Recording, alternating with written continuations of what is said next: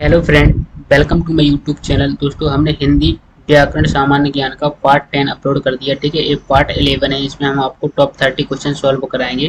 तो चलिए video start करते हैं। फर्स्ट क्वेश्चन है, किस शब्द में आवा प्रत्यय नहीं है? आपको बताना है कि किस शब्द में है जो आवा प्रत्यय नहीं है। ठीक है, तो चार ऑप्शन रहेंगे आपके पास, आपको बताना कि किस में नहीं है। ठीक है, तो ऑप्शन ए है लावा, ऑप्शन बी है बुलावा, ठीक, दिखावा, चढ़ावा। तो आवा प्रत्यय नहीं है। प्रत्यय हमने आपको बता दिया कि जो शब्द के बाद में लगता है उसे प्रत्यय कहते हैं। ठीक है, तो इसका राइट आंसर हो जाएगा ऑप्शन नंबर ए। लावा में क्या है? प्रत्यय नहीं है। ठीक है, लावा शब्द में प्रत्यय नहीं है। आवा आवा प्रत्यय नहीं है। ठीक है, चलिए नेक्स्ट क्वेश्चन है। यहाँ पे अनुवाद, अनुवाद में प्रयुक्त उपसर्ग है। आपको बताना है कि उपसर्ग क्या होता है। उपसर्ग पहले लगता है, तो अनुवाद में कौन सा उपसर्ग हो जाएगा? ठीक है, तो अनुवाद में अगर उपसर्ग देखते तो उपसर्ग पहले आती है। ठीक है, तो क्या हो जाएगा? अनु आ जाएगा। तो इसमें राइट आंसर हो जाएगा ऑप्शन नंबर बी। ठीक है, तो अनुवाद में कौन सा उपसर्ग हो जाएगा? अनु हो जाएगा। ठीक है, चलिए नेक्स्ट क्वेश्चन है। यहाँ पे आता है नेक्स्ट क्वेश्चन, कृत्य प्रत्ययों की संख्या कितनी है? आपको बताना है कृत्य प्रत्ययों की संख्या कितनी है। तो 30, 42, 50, 28। तो कृत प्रत्ययों की संख्या कितनी है? तो इसका राइट आंसर हो जाएगा ऑप्शन नंबर बी, 42 हो जाएगा। ठीक है, कृत प्रत्ययों की संख्या कितनी है? 42 हो जाएगा, 42 जी, आपको याद रखना। चलिए नेक्स्ट है, कृदंत, कृदंत प्रत्यय किन शब्दों के साथ जुड़ते हैं? आपको बताना कृदंत प्रत्यय है ये किन शब्दों के साथ जुड़ते हैं। तो जी आपको बताना किन शब्दों के साथ जुड़ते हैं। सर्वनाम के साथ जुड़ते हैं, क्रिया के साथ जुड़ते हैं, विशेषण के साथ जुड़ते हैं, संज्ञा के साथ जुड़ते हैं। तो याद रखना हमेशा कृदंत प्रत्यय है जी हमेशा क्रिया के साथ जुड़ते हैं। ठीक है, तो आपको याद रखना है। तो राइट आंसर हो जाएगा ऑप्शन नंबर बी, क्रिया के साथ जुड़ते हैं। चलिए नेक्स्ट क्वेश्चन है। यहाँ पे नेक्स्ट क्वेश्चन आता है कि सावधानी, सावधानी शब्द में प्रयुक्त प्रत्यय है। आपको बताना कि सावधानी प्रत्यय बाद में लगता है, तो सावधानी में क्या प्रत्यय आ जाएगा? बड़ी नी आता है, तो क्या बड़ी ई आ जाएगा प्रत्यय। तो लास्ट, तो इसका सही आंसर हो जाएगा ऑप्शन नंबर डी, तो बड़ी ई आ जाएगा। ठीक है, सावधानी में प्रयुक्त प्रत्यय हो जाएगा बड़ी ई। ठीक है, नेक्स्ट क्वेश्चन है, दो शब्दों, दो अथवा दो से अधिक शब्दों से मिलकर बने हुए नए सार्थक शब्द को क्या कहते हैं? दो अथवा दो से अधिक, आपको बताना है कि दो अथवा दो से अधिक, तो क्या कहते हैं उसे? समास कहते हैं, संधि कहते हैं, छंद कहते हैं, अव्यय कहते हैं। तो क्या कहा जाता है उसे? संधि कहते हैं। ठीक है, तो इसका राइट आंसर हो जाएगा ऑप्शन नंबर सी। तो दो अथवा दो से अधिक शब्दों से मिलकर बने हुए नए सार्थक शब्द को क्या कहते हैं? संधि कहते हैं। ठीक है जी, आपको याद रखना। चलिए नेक्स्ट क्वेश्चन है। यहाँ पे आता है, समास शब्द का शाब्दिक अर्थ होता है। समास का शाब्दिक अर्थ क्या होता है ये आपको बताना है। ठीक है, तो समास शब्द का शाब्दिक अर्थ क्या होता है? विस्तार, विच्छेद, विग्रह या संक्षेप। तो समास शब्द का शाब्दिक अर्थ होता है क्या? संक्षेप होता है। ठीक है जी, आपको याद रखना। तो राइट आंसर हो जाएगा ऑप्शन नंबर डी। चलिए नेक्स्ट क्वेश्चन है। यहाँ पे निम्नलिखित में से कर्मधाराय समास किस में है? आपको बताना कि कर्मधाराय समास किस में है। तो चक्रपाणी, नीलोत्पलम, माता पिता या चतुर्युग में, तो किस में हो जाएगा? ठीक है, तो इसका राइट आंसर हो जाएगा ऑप्शन नंबर बी, नीलोत्पलम में हो जाएगा। कर्मधारय समास किस में? नीलोत्पलम में हो जाएगा। ठीक है, ये आपको याद रखना। चलिए नेक्स्ट क्वेश्चन है। यहाँ पे जिस समास के दोनों पद प्रधान, दोनों पद अप्रधान होते हैं वहां पर कौन सा समास होता है? जो आपको बताना, जो जिस समास के दोनों पद अप्रधान होते हैं वहां पर कौन सा समास होता है? तो वहां पर द्विगु समास होता है, बहुब्री समास होता है, तत्पुरुष समास होता है, तुरंत समास होता है। तो राइट आंसर हो जाएगा वहां पर क्या होता है? बहुब्री समास होता है जी, आपको याद रखना है। चलिए नेक्स्ट क्वेश्चन है। यहाँ पे आता है कि दीनानाथ, दीनानाथ में प्रयुक्त, दीनानाथ में कौन सा समास है? आपको बताना दीनानाथ में कौन सा समास है। ठीक है, तो हमने आपको बताया था कि कौन सा समास हो जाएगा जब समास पढ़ाए थे। ठीक है, तो इसमें राइट आंसर हो जाएगा ऑप्शन नंबर एक, कर्मधारय समास हो जाएगा। ठीक है, क्या दीनानाथ में कौन सा समास हो जाएगा? कर्मधारय समास हो जाएगा। ठीक है, चलिए नेक्स्ट क्वेश्चन है। तो यहाँ पे आता है दस मुख, दस मुख में कौन सा समास है? आपको बताना है कि दस मुख में कौन सा समास है। तो तत्पुरुष, दिगु, बहुब्री, कर्मधारय समास, तो कौन सा समास हो जाएगा? ऑप्शन नंबर इसमें हो जाएगा, जब भी हमने आपको बताया था समास पढ़ा, जब कि किसी भगवान का नाम आता है, ठीक है यार, ऐसा कोई नाम आता है तो वहाँ पे कौन सा समास होता है? बहुब्री समास होता है। तो इसका राइट आंसर हो जाएगा ऑप्शन नंबर सी, बहुब्री समास हो जाएगा। ठीक है, चलिए नेक्स्ट है, किसमें सही सामासिक पद है? किसमें सही सामासिक पद है ये आपको बताना। तो किसमें सही सामासिक पद है?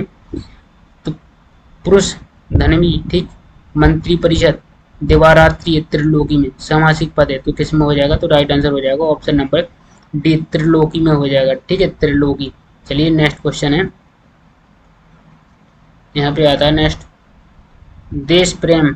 देश प्रेम में कौन सा समास है आपको बताना। देश प्रेम में कौन सा समास है, द्विगु समास, तत्पुरुष समास, अव्ययीभाव समास या बहुब्रीहि समास।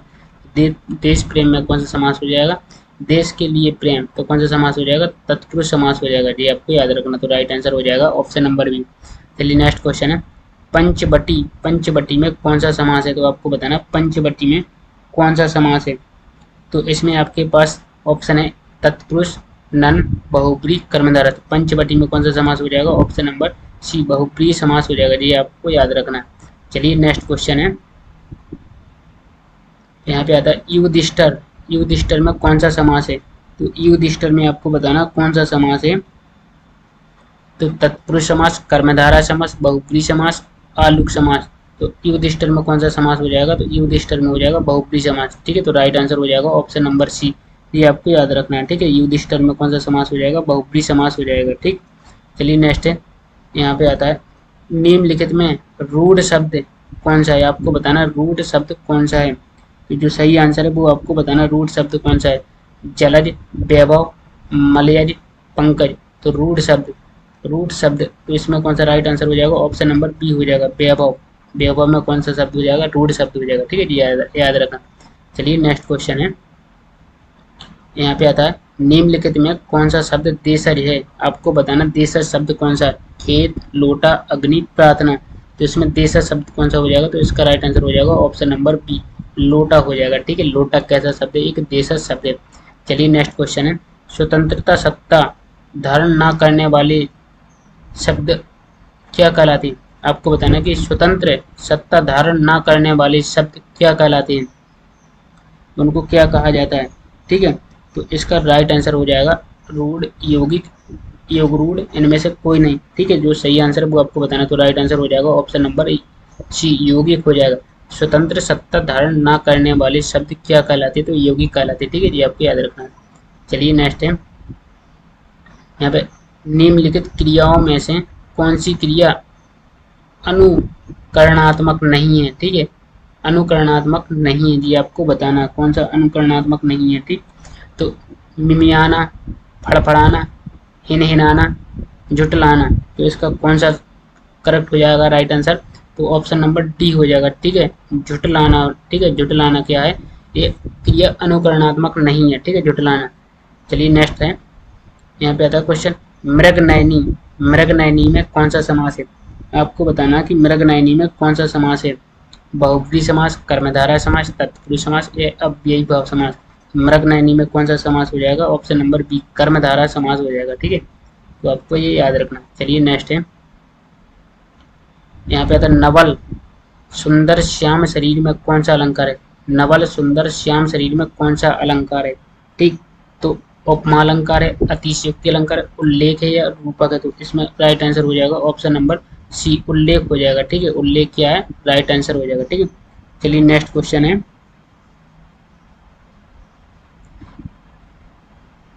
क्या संदेशनी, क्या संदेशनी मधुबन कूप भरे में कौन सा अलंकार।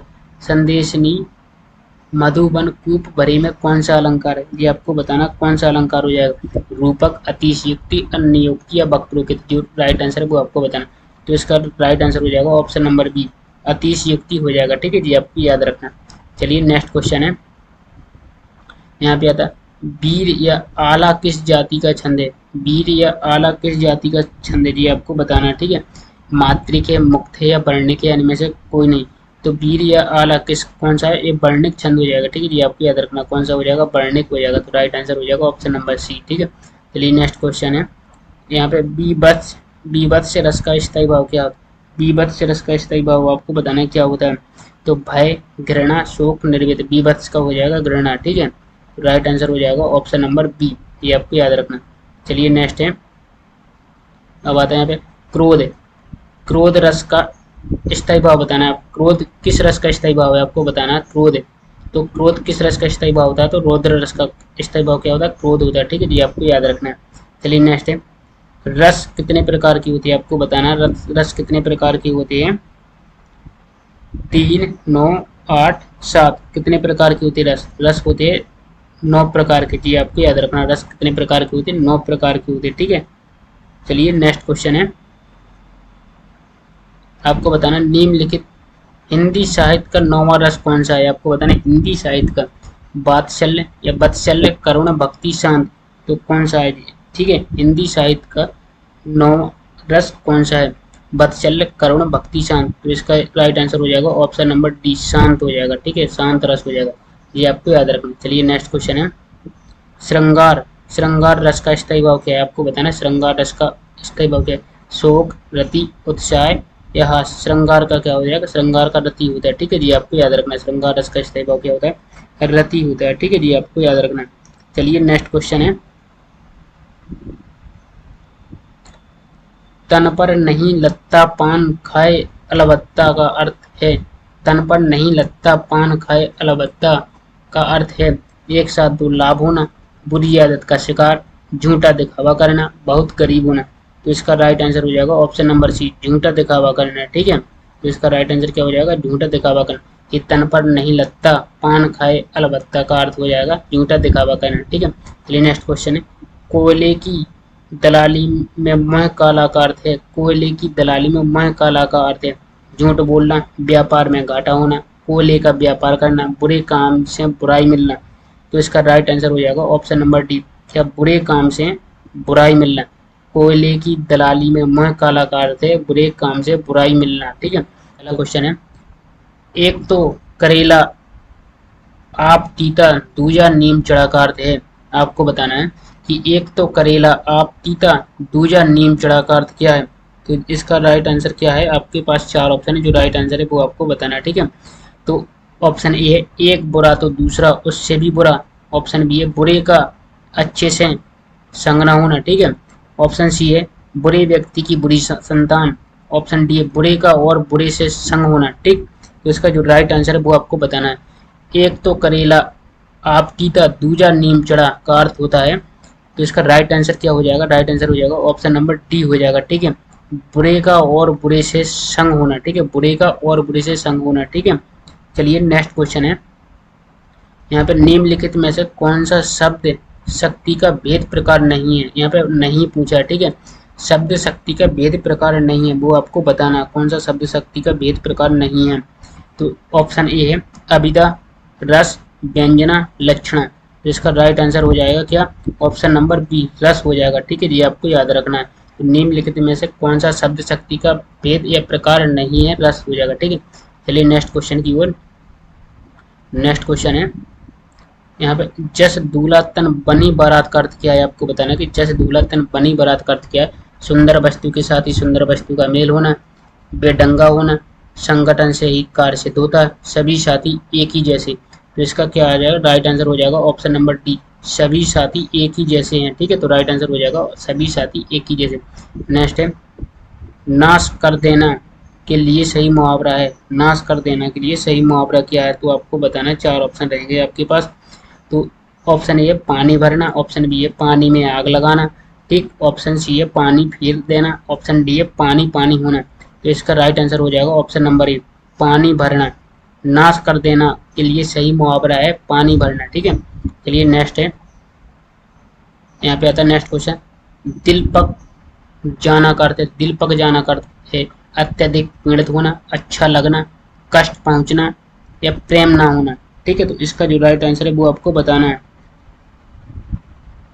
तो इसका राइट आंसर हो जाएगा ऑप्शन नंबर ए, अत्यंत पीड़ित होना, ठीक है, क्या? अत्यंत पीड़ित होना।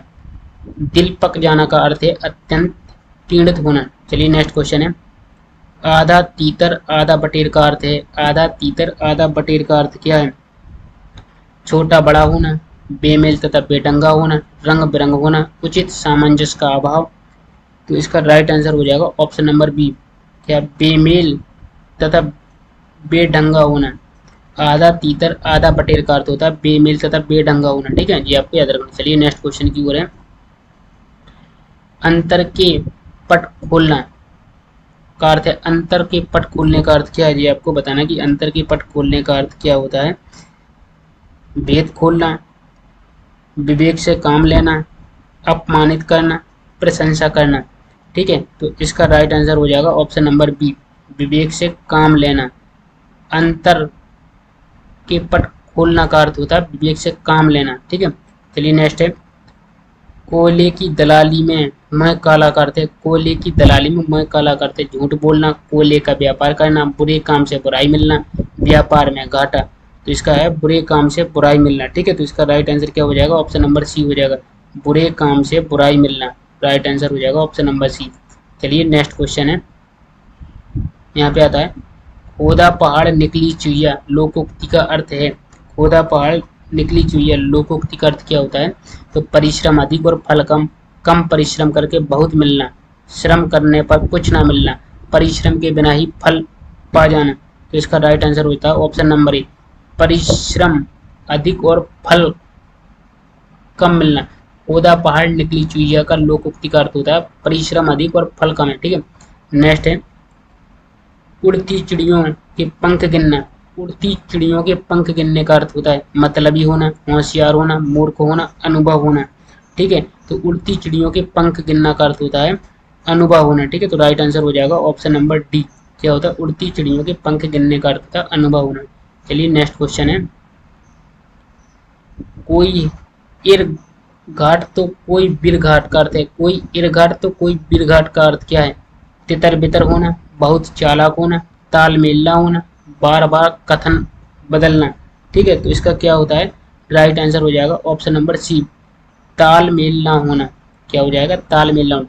कोई इरघाट तो कोई वीरघाट का अर्थ होता है तालमेल ना होना। ठीक है, चलिए नेक्स्ट क्वेश्चन है, हंसुए के ब्याह में खुरपी का गीत का अर्थ होता है, हंसुए के ब्याह में खुरपी का गीत का अर्थ क्या होता है, जश्न मनाना, निचले स्तर का कार्य करना, शादी का गीत गाना, असंगत बातें करना। तो इसका क्या हो जाएगा, right answer option number D हो जाएगा। ठीक है, असंगत बातें करना, राइट आंसर हो जाएगा असंगत बातें करना। हंसुए के ब्याह में खुरपी का गीत गाने का अर्थ होता है असंगत बातें करना।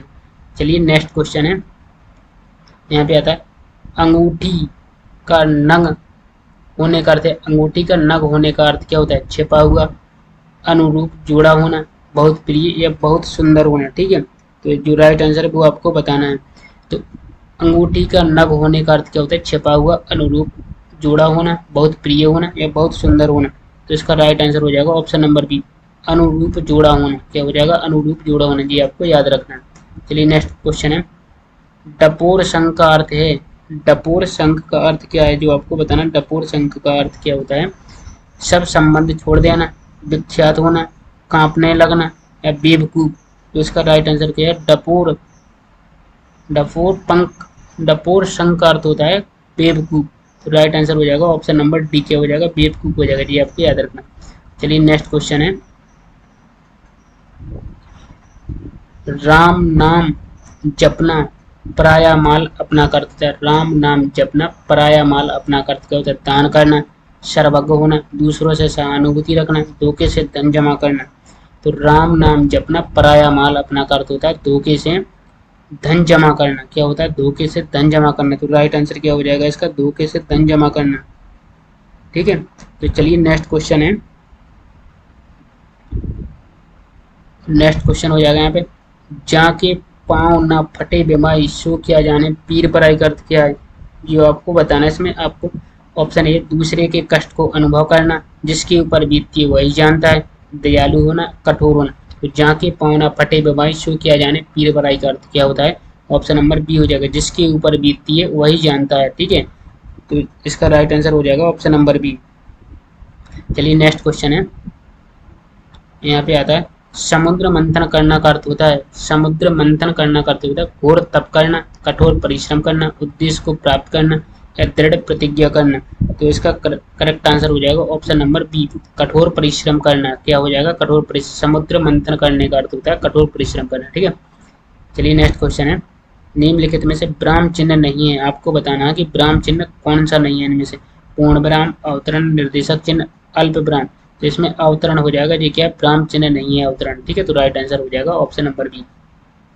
चलिए नेक्स्ट क्वेश्चन है, यहाँ पे वाक्य के घटक होते हैं, आपको बताना वाक्य के घटक क्या होते हैं, उद्देश्य और विधेय, कर्म और विशेषण, कर्म और क्रिया, कर्ता और क्रिया।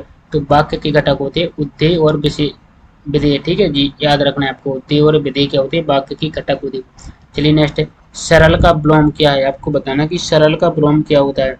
तो सरल का विलोम होता है कठोर, गरल, दंड या कुटिल।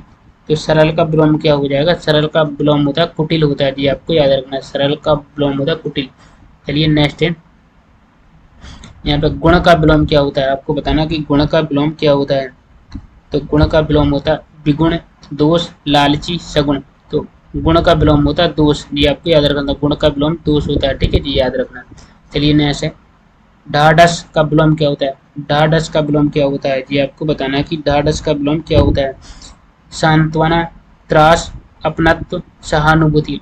ढाढ़स का विलोम होता है त्रास। ठीक है, तो जी आपको याद रखना, ढाढ़स का विलोम त्रास होता है, जी आपको याद रखना। ठीक है, चलिए नेक्स्ट है, झंकृत। झंकृत का विलोम है, आपको बताना कि झंकृत का विलोम क्या है। तो कंपन, हलचल, गूंज, निस्वद्य। तो झंकृत का विलोम आपको बताना, तो इसका राइट आंसर हो जाएगा ऑप्शन नंबर डी, निःशब्द। ठीक है, नेक्स्ट है, झीना का विलोम है, आपको बताना झीना का विलोम क्या हो, पतला, गाढ़ा, बारीक, मोटा। तो जो राइट आंसर है आपको वो बताना, झीना का विलोम होता है गाढ़ा होता है। ठीक है, झीना का मतलब होता है गाढ़ा होता है जी, आपको याद रखना है।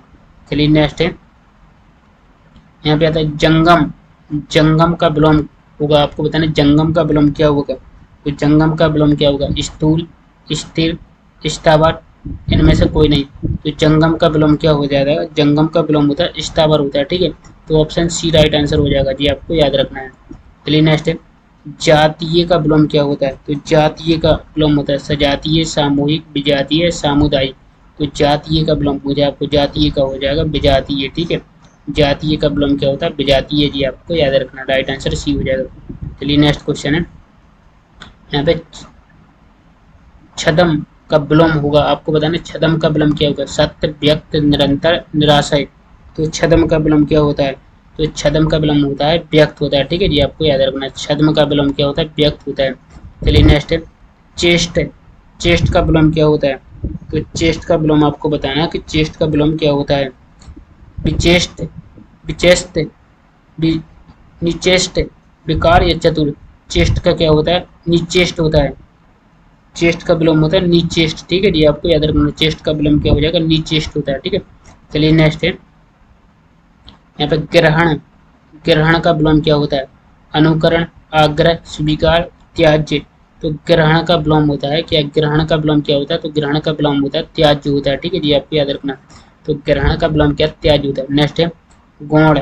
गौण किसका विलोम है, आपको बताना गौण का विलोम क्या होता है, विद्वान, लघु, प्रमुख, मूर्ख। तो गौण का विलोम होता है प्रमुख होता है। ठीक है, तो गौण का विलोम क्या होता है, प्रमुख होता है जी, आपको याद रखना। तो यहाँ पे है गुरु। गुरु किसका विलोम होता है, आपको बताना, गुरु का विलोम बताना है। तो ऑप्शन ए अध्यापक, ऑप्शन बी है छात्र, निम्र या लघु। तो गुरु का विलोम क्या होता है, गुरु का विलोम होता है लघु होता है। ठीक है, तो option number D right answer हो जाएगा, तो गुरु का विलोम होता है लघु होता है। ठीक है, नेक्स्ट है गरल। गरल का विलोम होगा, आपको बताना कि गरल का विलोम क्या है। तो जल, सुधा, शरबत, जूस। तो इसका राइट आंसर हो जाएगा ऑप्शन नंबर बी, सुधा हो जाएगा। तो गरल का विलोम क्या हो जाएगा, सुधा हो जाएगा जी, आपको याद रखना है। चलिए नेक्स्ट क्वेश्चन है, यहाँ पे आता गत। गत का विलोम होगा, आपको बताना गत का विलोम क्या है। तो आगत, स्वागत, विराम या गर्द। तो गत का विलोम क्या हो जाएगा, गत का विलोम होता है आगत होता है। ठीक है, तो राइट आंसर हो जाएगा ऑप्शन नंबर ए, गत का विलोम आगत है, ये आपको याद रखना है। नेक्स्ट है कर्कश। कर्कश का विलोम होगा विनम्र, कठोर, विवेकी, मधुर। तो कर्कश का विलोम क्या हो जाएगा, कर्कश का विलोम आपको बताना है, तो कर्कश का विलोम हो जाएगा विनम्र हो जाएगा। ठीक है, तो जी आपको याद रखना है, तो कर्कश का विलोम विनम्र होता है। चलिए नेक्स्ट क्वेश्चन है, कृतज्ञ। कृतज्ञ का विलोम आपको बताना कि कृतज्ञ का विलोम क्या है। तो निर्दयी, कृतज्ञ, उदार, आज्ञाकारी। तो कृतज्ञ का विलोम क्या हो जाएगा, कृतज्ञ। ठीक है, तो option number B right answer हो जाएगा, कृतज्ञ हो जाएगा। कृतज्ञ का विलोम होता है कृतज्ञ। ठीक है, नेक्स्ट है कानन। कानन का विलोम होगा, आपको बताना कि कानन का विलोम क्या है। तो सुनसान, शहर, भीड़ या वन। कानन का आपको विलोम बताना, तो कानन का विलोम हो जाएगा कि शहर हो जाएगा। ठीक है, कानन का विलोम क्या हो जाएगा, शहर हो जाएगा जी, राइट आंसर है ऑप्शन बी। चलिए नेक्स्ट क्वेश्चन है, रिजु का विलोम होगा, आपको बताना है रिजु का विलोम क्या हो जाता है, होता है। तो त्रिभुज, घेरा, गोला या वक्र। तो रिजु का विलोम क्या हो जाएगा, रिजु का विलोम होता है वक्र होता है। ठीक है जी, आपको याद रखना। तो राइट आंसर हो जाएगा ऑप्शन नंबर डी। नेक्स्ट है रथ। रथ का विलोम क्या, आपको बताना रथ का विलोम अनर्थ, विनीत, सरल या दम्भी। तो इसका क्या हो जाएगा, अनर्थ हो जाएगा। ऑप्शन नंबर ए अनर्थ हो जाएगा। रथ का विलोम क्या हो जाएगा, अनर्थ हो जाएगा। चलिए नेक्स्ट क्वेश्चन है उहापोह का विलोम है। उहापोह का विलोम क्या है, आपको बताना निराकार, निश्चित, अनिश्चित, असमंजस। तो इसका क्या राइट आंसर हो जाएगा, ऑप्शन नंबर बी निश्चित हो जाएगा। उहापोह का विलोम होगा निश्चित होगा। ठीक है जी, आपको याद रखना है। चलिए नेक्स्ट है उपसर्ग का विलोम होगा, आपको बताना कि उपसर्ग का विलोम क्या होता है। तो उपसर्ग का विलोम क्या होता है, विसर्ग होता है, प्रत्यय होता है, परसर्ग होता है या सर्ग होता है। तो उपसर्ग का विलोम प्रत्यय होता है। ठीक है जी, आपको याद रखना। तो उपसर्ग का विलोम क्या हो जाएगा, प्रत्यय हो जाएगा। चलिए नेक्स्ट क्वेश्चन है, यहाँ पे था यह लोक का विलोम है। यह लोक का विलोम क्या हो जाता है, भूलोक, ब्रह्मांड, विलोक या परलोक। तो यह लोक का विलोम क्या हो जाएगा, यह लोक का विलोम होता है परलोक होता है। ठीक है, इस यह लोक का विलोम हो जाएगा परलोक जी, आपको याद रखना है। चलिए नेक्स्ट है आसक्त। आसक्त का विलोम होगा आसक्त का आश्रित, विरक्त, बोलजा या निंदा। आसक्त का विलोम आपको बताना क्या हो जाए, आश्रित, विरक्त, बोलजा या निंदा। तो आसक्त का विलोम होता है विरक्त होता है। ठीक है जी, आपको याद आसक्त का विरक्त होता है जी, आपको याद रखना है। चलिए नेक्स्ट है, अब यहाँ पे आकीर्ण। आकीर्ण का विलोम क्या हो जाता है, विस्तृण, संकीर्ण, प्रकीर्ण या विकीर्ण। तो इसका राइट आंसर क्या हो जाएगा, आकीर्ण का विलोम क्या हो जाएगा, आकीर्ण का हो जाएगा विकीर्ण होता है। ठीक है, तो विकीर्ण हो जाएगा, आकीर्ण का हो जाएगा विकीर्ण जी, आपको याद रखना। नेक्स्ट है आरोहण। आरोहण का विलोम क्या हो जाएगा, आरोहण का विलोम हो जाता है आहारम, तोरण, अवरोहण या आरोही। तो इसका आपको राइट आंसर बताना है क्या हो जाएगा, आरोहण का विलोम क्या हो जाता है, अवरोहण हो जाएगा। ठीक है, आरोहण का अवरोहण हो जाएगा, राइट आंसर ऑप्शन सी हो जाएगा। चलिए नेक्स्ट क्वेश्चन है, यहाँ पे अवनत। अवनत का विलोम होगा, अवनत का क्या हो जाएगा, अभिनत, विनत, सुनत या उन्नत। अवनत का विलोम क्या हो जाएगा, ये आपको बताना कि अवनत का विलोम क्या हो जाएगा, अवनत का विलोम हो जाएगा उन्नत हो जाएगा। ठीक है, अवनत का विलोम उन्नत हो जाएगा। तो राइट आंसर क्या हो जाएगा, ऑप्शन नंबर बी हो जाएगा। ठीक है, नेक्स्ट है अतिवृष्टि। अतिवृष्टि का विलोम होगा, अतिवृष्टि का विलोम क्या होगा ये आपको बताना। अतिवृष्टि का अकाल, तूफान, अनावृष्टि या वर्षा। अतिवृष्टि का विलोम हो जाएगा अनावृष्टि हो जाएगा। ठीक है जी, आपको याद रखना अतिवृष्टि का अनावृष्टि। चलिए नेक्स्ट क्वेश्चन है, यहाँ पे अभिजात्य का विलोम क्या है। अभिजात का विलोम आपको बताना कि अभिजात का विलोम क्या है, अकुलीन, कुलीन, वंचित, सामान। अभिजात का विलोम क्या हो जाएगा, अभिजात का हो जाएगा अकुलीन। ठीक है, तो ऑप्शन नंबर ए राइट हो जाएगा, अकुलीन हो जाएगा। अभिजात का विलोम अकुलीन हो जाएगा। ठीक है, नेक्स्ट है अतिथि। अतिथि का विलोम क्या हो जाएगा, आतप, अतिथेयी, आतिथ्य, आतई। तो आपको अतिथि का विलोम क्या है, तो ऑप्शन नंबर बी हो जाएगा आतिथेयी। ठीक है, आतिथेयी हो जाएगा। तो अतिथि का विलोम क्या हो जाएगा, अतिथेयी हो जाएगा। नेक्स्ट है यहाँ पे अथ। अथ का विलोम क्या है, आपको बताना कि अथ का विलोम क्या हो जाएगा। तो अथ का विलोम आपको बताना है कीर्ति, मत, वृत्ति, इति। तो अथ का विलोम होता है इति होता है। ठीक है जी, आपको याद रखना अथ का विलोम क्या होता है, इति होता है। चलिए नेक्स्ट है अकस्त। अकस्त का किसका विलोम शब्द है, आपको बताना अकस्त, अशक्स के, विषक, संसिर्त, शाश्वत, आसक्त का विलोम क्या हो जाएगा। ठीक है, तो ऑप्शन नंबर बी विशत हो जाएगा। ठीक है, राइट आंसर हो जाएगा ऑप्शन नंबर बी विशत हो जाएगा। चलिए नेक्स्ट क्वेश्चन है, यहाँ पे झंझावत। झंझावत किसका पर्यायवाची है, आपको बताना कि झंझावत किसका पर्यायवाची है। तो वायु, तूफान, वर्षा। तो झंझा किसका पर्यायवाची, झंझा हो जाएगा तूफान का पर्यायवाची हो जाएगा। ठीक है, तूफान का पर्यायवाची क्या है, झंझावत है। चलिए नेक्स्ट है निम्न में से तोता का पर्यायवाची बताना है, सुबह, सुग्गा, सुख, ये सभी। तो तोता का आपको पर्यायवाची क्या होता है, तो ये सभी हो जाएंगे। तोता का पर्यायवाची ये सभी है, सुबह, सुग्गा, सुख। ठीक है जी, सभी किसके पर्यायवाची, तोता के। ठीक, चलिए नेक्स्ट है चित्रक। चित्रक किसका पर्यायवाची है? आपको बताना है चित्रक किसका पर्यायवाची है। हिरण का, बाघ का, ए और बी दोनों, ए सभी। तो चित्रक किसका पर्यायवाची हो जाएगा? बाघ का हो जाएगा। बाघ का पर्यायवाची क्या है? चित्रक हो जाएगा। ये राइट आंसर हो जाएगा ऑप्शन नंबर बी। नेक्स्ट है वृत्ति। वृत्ति किसका पर्यायवाची है? आपको बताना कि वृत्ति किसका पर्यायवाची है। जीव, जीविका, याचना या सभी। वृत्ति किसका पर्यायवाची हो जाएगा? जीविका का हो जाएगा। ठीक है, वृत्ति जीविका का पर्यायवाची है। ठीक है, चलिए नेक्स्ट है यहाँ पे प्रभाकिट किसका पर्यायवाची है? आपको बताना प्रभाकिट किसका पर्यायवाची है। पतंग, जुगनू, माचर या तारा। प्रभाकिट किसका पर्यायवाची हो जाएगा? प्रभाकिट हो जाएगा जुगनू का पर्यायवाची। जुगनू का पर्यायवाची क्या हो जाएगा? प्रभाकिट हो जाएगा। ठीक है, नेक्स्ट है विपिन। विपिन का पर्यायवाची है। आपको बताना कि विपिन का पर्यायवाची क्या है। विकास, बांसुरी, जंगल, स्थिरता। तो विपिन का पर्यायवाची हो जाएगा जंगल हो जाएगा। ठीक है जी, आपको याद रखना कि विपिन का पर्यायवाची क्या हो जाएगा? जंगल हो जाएगा। चलिए नेक्स्ट क्वेश्चन है यहाँ पे आता है खल। खल का पर्यायवाची है। आपको बताना कि खल का पर्यायवाची क्या है। तो दुष्ट, नीच, पाजी, ये सभी। तो खल का पर्यायवाची क्या हो जाएगा? तो ये सभी हो जाएंगे। खल के पर्यायवाची क्या है? ये सभी है खल के पर्यायवाची। ठीक है, नेक्स्ट है धीवर। धीवर किसका पर्यायवाची है? तो चिड़ीमार, केवट, धोबी, नाई। तो आपको बताना है धीवर। धीवर किसका पर्यायवाची हो जाएगा? केवट का हो जाएगा। केवट का पर्यायवाची क्या? धीवर हो जाएगा। ये आपको याद रखना। चलिए नेक्स्ट क्वेश्चन है मदन शलाका किसका पर्यायवाची है? आपको बताना कि मदन शलाका। मदन शलाका किसका पर्यायवाची है? कौवा का, कबूतर का, चिड़िया का, कोयल का। तो मदन शलाका किसका पर्यायवाची हो जाएगा? कोयल का हो जाएगा। कोयल का पर्यायवाची क्या हो जाएगा? मदन शलाका हो जाएगा। ठीक है, चलिए नेक्स्ट क्वेश्चन है मनोज। मनोज का पर्यायवाची आपको बताना। कामदेव, वर्मा, विष्णु, महेश। तो इसका राइट आंसर हो जाएगा ऑप्शन नंबर ए, कामदेव हो जाएगा। राइट आंसर ऑप्शन ए हो जाएगा। हेलो फ्रेंड, आई होप आप सभी अच्छे होंगे और मस्त होंगे। तो दोस्तों हमने हिंदी व्याकरण सामान्य ज्ञान के पार्ट 14 अपलोड कर दिए। पार्ट 15 ठीक है, अगर आपने पहले वीडियो नहीं देखे तो आप हमारे पहले वीडियो देख सकते हैं। चैनल की प्ले लिस्ट में जाकर आपको हिंदी व्याकरण MCQ के नाम से मिल जाएगी। ठीक है, तो चलिए स्टार्ट करते हैं आज की क्लास। पंकज में कौन सा समास है? आपको बताना कि पंकज, पंकज में कौन सा समास है, ये आपको बताना है।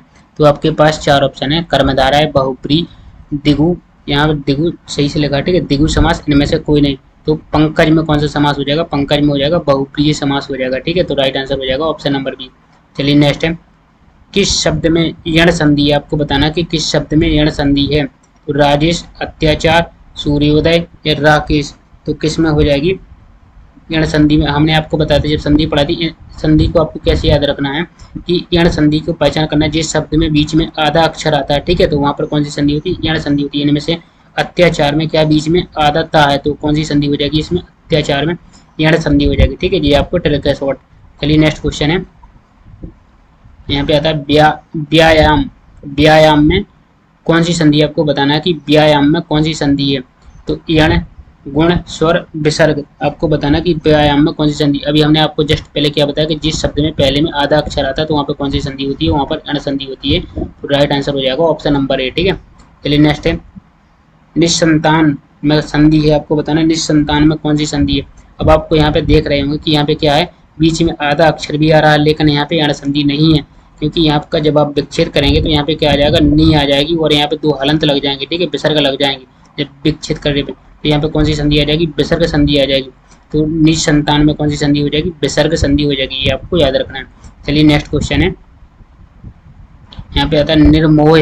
निर्मोह का संधि रूप होगा। निर्मोह का संधि रूप क्या है? ये आपको बताना कि निर्मोह का संधि रूप क्या हो जाएगा।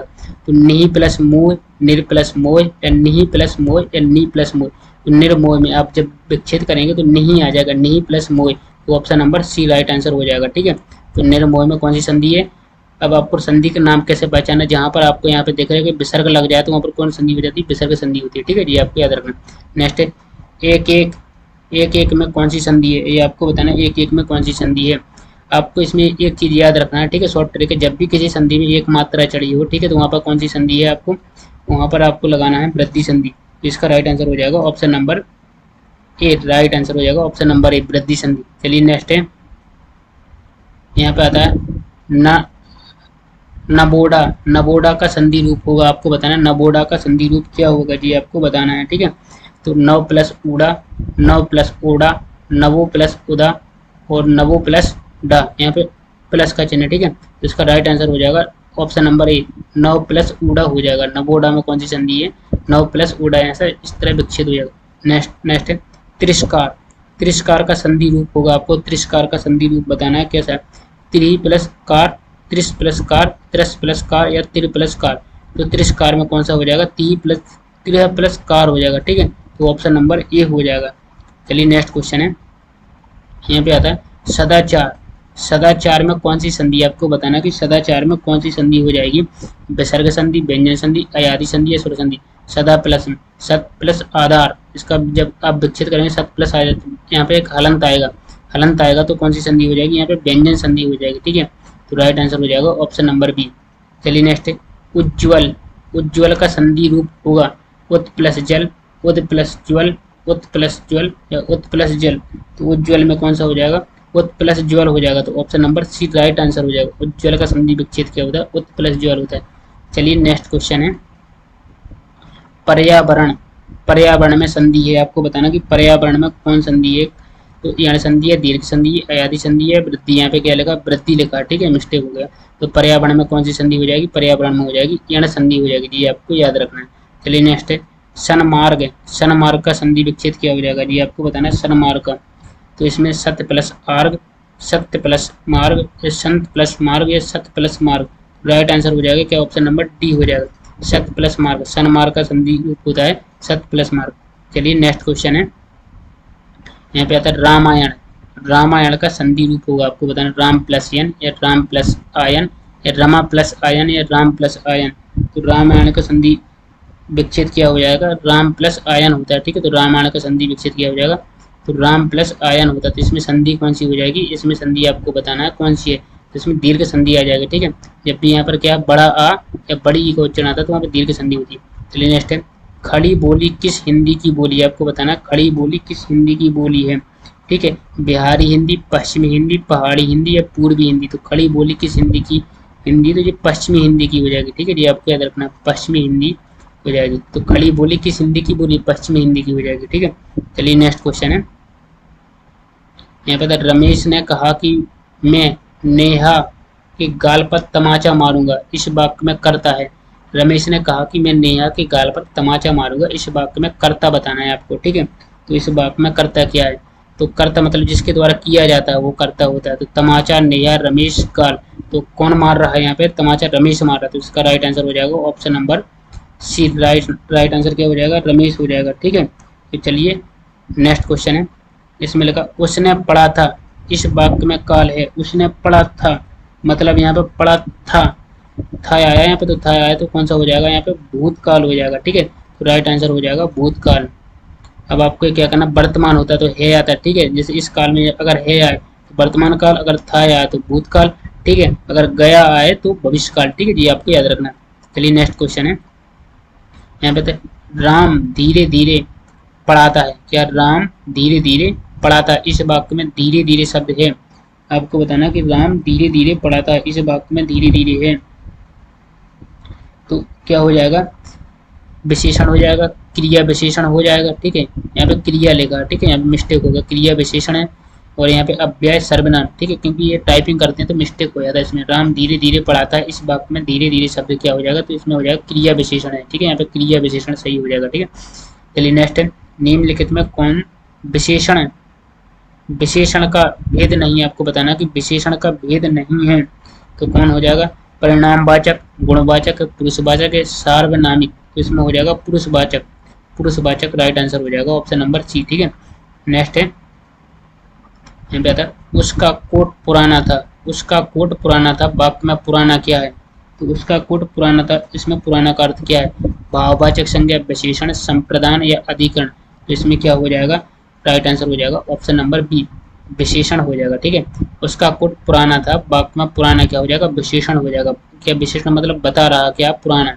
चलिए नेक्स्ट है, मैं यह काम अपने आप ही कर लूंगा, इस वाक्य में आप क्या है, आपको बताना कि मैं यह काम अपने आप में ही कर लूंगा, इस वाक्य में आप क्या है। तो आपको बताना है निश्चयवाचक सर्वनाम, पुरुषवाचक सर्वनाम, निजवाचक सर्वनाम, अनिश्चयवाचक सर्वनाम। तो इसमें आपको राइट आंसर बताना है, तो इसका राइट आंसर हो जाएगा ऑप्शन नंबर सी हो जाएगा। ठीक है, तो क्या है, निजवाचक सर्वनाम हो जाएगा। मैं यह काम अपने आप ही कर लूंगा, इस बात में आप क्या हो जाएगा, निजवाचक सर्वनाम हो जाएगा। चलिए नेक्स्ट क्वेश्चन है, यहाँ पे आता है राम ने कहा कि वह बाजार जा रहा, इस वाक्य में वह है, तो राम ने कहा कि वह बाजार जा रहा है, तो इस वाक्य में वह क्या है, सर्वनाम है, संज्ञा है, क्रिया है या अव्यय है, तो आपको बताना है। ठीक है, तो इसमें क्या हो जाएगा, सर्वनाम हो जाएगा। राम ने कहा कि वह बाजार जा रहा, कौन जा रहा, वह जा रहा, तो वह क्या हो जाएगा, सर्वनाम हो जाएगा। ठीक है जी, आपको याद रखना। चलिए नेक्स्ट है, घर पर माँ है, वाक्य में पर किस कारक की विभक्ति है, घर पर माँ है।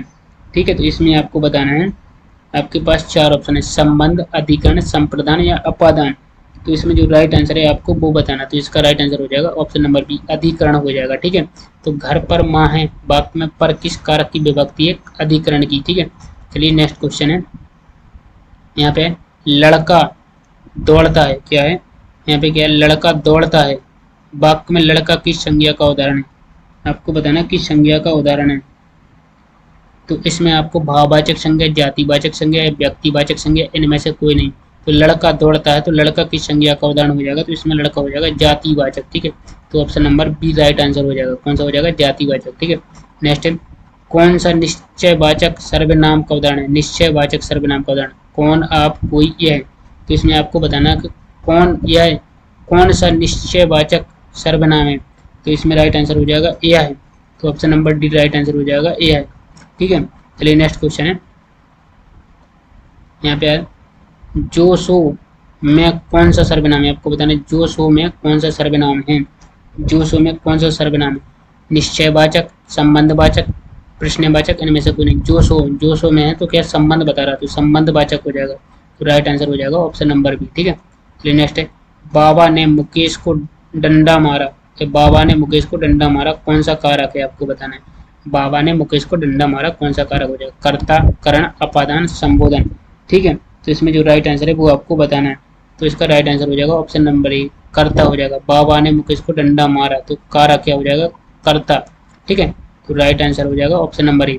चलिए नेक्स्ट क्वेश्चन है, यहाँ पे पेड़ से पत्ता गिरा, पेड़ से पत्ता गिरता है, कौन सा कारक है, आपको बताना है, पेड़ से पत्ता गिरता है, कौन सा कारक है, से आता है। हमने आपको बताया है कि कर्ता ने कर्म को कर्णम से आया ना, तो से किसके लिए होता है, तो से होता है अपादान के लिए। तो पेड़ से पत्ता, पेड़ से आया ना, पेड़ से पत्ता गिरता है में कौन सा कारक है, तो इसमें हो जाएगा अपादान हो जाएगा, तो राइट आंसर हो जाएगा ऑप्शन नंबर सी हो जाएगा। ठीक है, नेक्स्ट है, मरणासन में कौन सा समास है, मरणासन में कौन सा समास है, तुरंत, दिगु, तत्पुरुष, कर्मधारय है, तो मरणासन में हो जाएगा तत्पुरुष समास हो जाएगा। ठीक है, राइट आंसर हो जाएगा ऑप्शन नंबर सी हो जाएगा।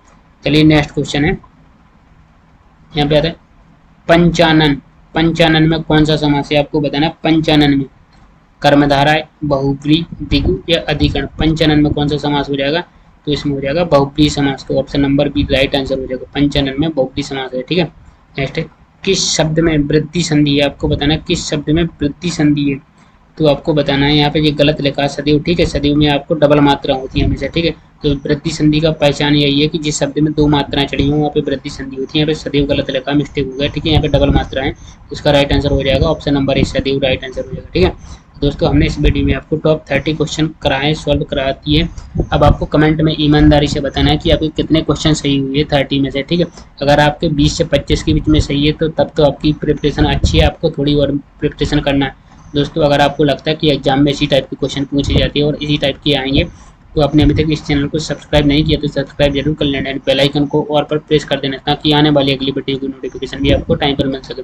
दोस्तों, इस वीडियो को अपने दोस्तों तक जरूर शेयर करना, व्हाट्सएप, टेलीग्राम, इंस्टाग्राम, जहाँ पर भी शेयर करना है तो एक बार जरूर इस वीडियो को शेयर करना। तो दोस्तों, मिलते हैं नेक्स्ट वीडियो में, जब तक के लिए आपको thank you so much. Class, Pankaj में कौन सा समास है, आपको बताना कि पंकज, पंकज में कौन सा समास है, ये आपको बताना है। तो आपके पास चार ऑप्शन है, कर्मधारय, बहुप्री, दिगु, यहाँ दिगु सही से लिखा, ठीक है, दिगु समास, इनमें से कोई नहीं। तो पंकज में कौन सा समास हो जाएगा, पंकज में हो जाएगा बहुप्रिय समास हो जाएगा। ठीक है, तो राइट आंसर हो जाएगा ऑप्शन नंबर बी। चलिए नेक्स्ट है, किस शब्द में यण संधि है, आपको बताना कि किस शब्द में यण संधि है। तो राजेश, अत्याचार, सूर्योदय या राकेश, तो किस में हो जाएगी, यण संधि में हमने आपको बताया था जब संधि पढ़ा थी, संधि को आपको कैसे याद रखना है कि यण संधि को पहचान करना है जिस शब्द में बीच में आधा अक्षर आता है, ठीक है, तो वहां पर कौन सी संधि होती है, यण संधि होती है। इनमें से अत्याचार में क्या बीच में आधा ता है, तो कौन सी संधि हो जाएगी, इसमें अत्याचार में यण संधि हो जाएगी, ठीक है जी, आपको ट्रिक है शॉर्ट। चलिए नेक्स्ट क्वेश्चन है, यहाँ पे आता है व्यायाम। व्यायाम में कौन सी संधि आपको बताना है कि व्यायाम में कौन सी संधि है, तो यण गुण स्वर विसर्ग आपको बताना कि व्यायाम में कौन सी संधि। अभी हमने आपको जस्ट पहले क्या बताया कि जिस शब्द में पहले में आधा अक्षर आता है तो वहाँ पे कौन सी संधि होती है, वहाँ पर अण संधि होती है, तो राइट आंसर हो जाएगा ऑप्शन नंबर ए, ठीक है। चलिए नेक्स्ट है, निसंतान में संधि है, आपको बताना निसंतान में कौन सी संधि है।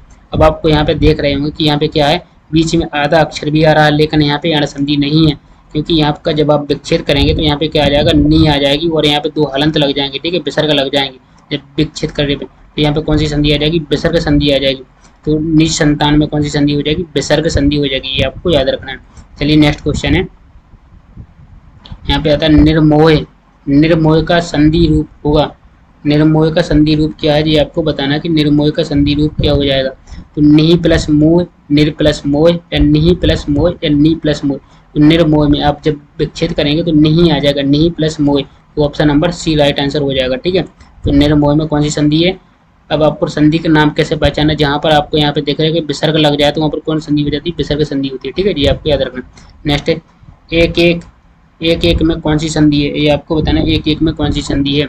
आपको इसमें एक चीज याद रखना है, ठीक है, शॉर्ट ट्रिक है, जब भी किसी संधि में एक मात्रा चढ़ी हो, ठीक है, तो वहां पर कौन सी संधि है, आपको वहां पर आपको लगाना है वृद्धि संधि। इसका राइट आंसर हो जाएगा option number A, right answer हो जाएगा ऑप्शन नंबर ए, वृद्धि संधि। चलिए नेक्स्ट है, यहाँ पे आता है न नबोडा। नबोडा का संधि रूप होगा, आपको बताना है नबोडा का संधि रूप क्या होगा जी, आपको बताना है, ठीक है। तो नव प्लस उड़ा, नव प्लस ओडा, नवो प्लस उदा और नवो प्लस डा, यहाँ पे प्लस का चिन्ह, ठीक है, तो इसका राइट आंसर हो जाएगा ऑप्शन नंबर ए, नव प्लस उड़ा हो जाएगा। नवोडा में कौन सी संधि है, नव प्लस उड़ा, ऐसा इस तरह विच्छेद हो जाएगा। नेक्स्ट है तिरस्कार। तिरस्कार का संधि रूप होगा, आपको तिरस्कार का संधि रूप बताना है कैसा है, त्रि प्लस कार, त्रिस प्लस कार, त्रस प्लस कार या तिर प्लस कार। तो तिरस्कार में कौन सा हो जाएगा, ती प्लस तिर प्लस कार हो जाएगा, ठीक है, तो ऑप्शन नंबर ए हो जाएगा। चलिए नेक्स्ट क्वेश्चन है, यहाँ पे आता है सदाचार। सदाचार में कौन सी संधि, आपको बताना कि सदाचार में कौन सी संधि हो जाएगी, विसर्ग संधि, व्यंजन संधि, अयादि संधि या स्वर संधि। सदा प्लस सत प्लस आधार, इसका जब आप विच्छेद करेंगे सत प्लस आधार, यहाँ पे एक हलंत आएगा, हलंत आएगा तो कौन सी संधि हो जाएगी, यहाँ पे व्यंजन संधि हो जाएगी, ठीक है, तो राइट आंसर हो जाएगा ऑप्शन नंबर बी। चलिए नेक्स्ट है उज्ज्वल। उज्ज्वल का संधि रूप होगा उत प्लस जल, उद प्लस ज्वल, उत प्लस ज्वल या उत प्लस जल। तो उज्ज्वल में कौन सा हो जाएगा, उत प्लस ज्वल हो जाएगा, तो option number C right answer हो जाएगा। उज्ज्वल का संधि विच्छेद क्या होता है, उत प्लस ज्वल होता है। चलिए नेक्स्ट क्वेश्चन है पर्यावरण। पर्यावरण में संधि है, आपको बताना कि पर्यावरण में कौन संधि है, तो यण संधि है, दीर्घ संधि है, अयादि संधि है, वृद्धि। यहाँ पे क्या लिखा, वृद्धि लिखा, ठीक है, मिस्टेक हो गया। तो पर्यावरण में कौन सी संधि हो जाएगी, पर्यावरण में हो जाएगी यण संधि हो जाएगी जी, आपको याद रखना है। चलिए नेक्स्ट है सन्मार्ग। सन्मार्ग का संधि विच्छेद क्या हो जाएगा जी, आपको बताना है सन्मार्ग का। तो इसमें सत्य प्लस आर्ग, सत्य प्लस मार्ग, संत प्लस मार्ग या सत्य प्लस मार्ग। राइट आंसर हो जाएगा क्या, ऑप्शन नंबर डी हो जाएगा, सत्य प्लस मार्ग। सन्मार्ग का संधि होता है सत्य प्लस मार्ग। चलिए नेक्स्ट क्वेश्चन है, यहाँ पे आता है रामायण। रामायण का संधि रूप होगा, आपको बताना राम प्लस यन या राम प्लस आयन या रमा प्लस आयन या राम प्लस आयन। तो रामायण का संधि विच्छेद क्या हो जाएगा, राम प्लस आयन होता है, ठीक है, तो रामायण का संधि विच्छेद क्या हो जाएगा, तो राम प्लस आयन होता है। तो इसमें संधि कौन सी हो जाएगी, इसमें संधि आपको बताना है कौन सी है, तो इसमें दीर्घ संधि आ जाएगी, ठीक है। जब भी यहाँ पर क्या बड़ा आ या बड़ी ई का उच्चारण आता है तो वहाँ पर दीर्घ संधि होती है। चलिए नेक्स्ट है खड़ी बोली किस हिंदी की बोली है, आपको बताना खड़ी बोली किस हिंदी की बोली है, ठीक है, बिहारी हिंदी, पश्चिमी हिंदी, पहाड़ी हिंदी या पूर्वी हिंदी। तो खड़ी बोली किस हिंदी की, हिंदी तो ये पश्चिमी हिंदी की हो जाएगी, ठीक है जी, आपको याद रखना पश्चिमी हिंदी हो जाएगी। तो खड़ी बोली किस हिंदी की बोली, पश्चिमी हिंदी की हो जाएगी, ठीक है। चलिए नेक्स्ट क्वेश्चन है, यहाँ पे रमेश ने कहा कि मैं नेहा के गाल पर तमाचा मारूंगा, इस वाक्य में करता है। रमेश ने कहा कि मैं नेहा के गाल पर तमाचा मारूंगा, इस वाक्य में कर्ता बताना है आपको, ठीक है। तो इस वाक्य में कर्ता क्या है, तो कर्ता मतलब जिसके द्वारा किया जाता है वो कर्ता होता है। तो तमाचा, नेहा, रमेश, गाल, तो कौन मार रहा है यहाँ पे, तमाचा रमेश मार रहा है, तो इसका राइट आंसर हो जाएगा option number C. Right answer क्या हो जाएगा, रमेश हो जाएगा। ठीक है, तो चलिए नेक्स्ट क्वेश्चन है। इसमें लिखा उसने पढ़ा था, इस वाक्य में काल है। उसने पढ़ा था मतलब यहाँ पे पढ़ा था आया यहाँ पे, तो था आया तो कौन सा हो जाएगा यहाँ पे, भूतकाल हो जाएगा। ठीक है, तो राइट आंसर हो जाएगा भूतकाल। अब आपको क्या करना, वर्तमान होता है तो है आता है। ठीक है, जैसे इस काल में अगर है आए तो वर्तमान काल, अगर था आए तो भूतकाल। ठीक है, अगर गया आए तो भविष्य काल। ठीक है जी, आपको याद रखना। चलिए नेक्स्ट क्वेश्चन है। यहाँ पे राम धीरे धीरे पढ़ाता है। क्या राम धीरे धीरे पढ़ाता है, इस वाक्य में धीरे धीरे शब्द है। आपको बताना कि राम धीरे धीरे पढ़ाता है, इस वाक्य में धीरे धीरे है, तो क्या हो जाएगा, विशेषण हो जाएगा, क्रिया विशेषण हो जाएगा। ठीक है, यहाँ पे क्रिया लिखा। ठीक है, यहाँ पे मिस्टेक होगा, क्रिया विशेषण है और यहाँ पे अव्यय सर्वनाम। ठीक है, क्योंकि ये टाइपिंग करते हैं तो मिस्टेक हो जाता है इसमें। राम धीरे धीरे पढ़ाता है, इस वाक्य में धीरे धीरे शब्द क्या हो जाएगा, तो इसमें हो जाएगा क्रिया विशेषण है। ठीक है, यहाँ पे क्रिया विशेषण सही हो जाएगा। ठीक है, चलिए नेक्स्ट है। निम्नलिखित में कौन विशेषण है, विशेषण का भेद नहीं है। आपको बताना कि विशेषण का भेद नहीं है, तो कौन हो जाएगा, परिणामवाचक, गुणवाचक, पुरुषवाचक है, सार्वनामिक। तो इसमें हो जाएगा पुरुषवाचक। पुरुषवाचक राइट आंसर हो जाएगा ऑप्शन नंबर सी। ठीक है, नेक्स्ट है। यहाँ पे आता है उसका कोट पुराना था। उसका कोट पुराना था, वाक्य में पुराना क्या है, तो उसका कोट पुराना था, इसमें पुराना का अर्थ क्या है, भाववाचक संज्ञा, विशेषण, संप्रदान या अधिकरण। तो इसमें क्या हो जाएगा, राइट आंसर हो जाएगा ऑप्शन नंबर बी, विशेषण हो जाएगा। ठीक है, उसका कोट पुराना था, वाक्य में पुराना क्या हो जाएगा, विशेषण हो जाएगा। क्या विशेषण मतलब बता रहा क्या पुराना। चलिए नेक्स्ट है। मैं यह काम अपने आप ही कर लूंगा, इस वाक्य में आप क्या है, आपको बताना कि मैं यह काम अपने आप में ही कर लूंगा, इस वाक्य में आप क्या है, तो आपको बताना है निश्चयवाचक सर्वनाम, पुरुषवाचक सर्वनाम, निजवाचक सर्वनाम, अनिश्चयवाचक सर्वनाम। तो इसमें आपको राइट आंसर बताना है, तो इसका राइट आंसर हो जाएगा ऑप्शन नंबर सी हो जाएगा। ठीक है, तो क्या है, निजवाचक सर्वनाम हो जाएगा। मैं यह काम अपने आप ही कर लूंगा, इस वाक्य में आप क्या हो जाएगा, निजवाचक सर्वनाम हो जाएगा। चलिए नेक्स्ट क्वेश्चन है। यहाँ पे आता है राम ने कहा कि वह बाजार जा रहा, इस वाक्य में वह है, तो राम ने कहा कि वह बाजार जा रहा है, तो इस वाक्य में वह क्या है, सर्वनाम है, संज्ञा है, क्रिया है या अव्यय है, तो आपको बताना है। ठीक है, तो इसमें क्या हो जाएगा, सर्वनाम हो जाएगा। राम ने कहा कि वह बाजार जा रहा, कौन जा रहा, वह जा रहा, तो वह क्या हो जाएगा, सर्वनाम हो जाएगा। ठीक है जी, आपको याद रखना। चलिए नेक्स्ट है। घर पर माँ है, वाक्य में पर किस कारक की विभक्ति है, घर पर माँ है। ठीक है, तो इसमें आपको बताना है, आपके पास चार ऑप्शन है, संबंध, अधिकरण, संप्रदान या अपादान।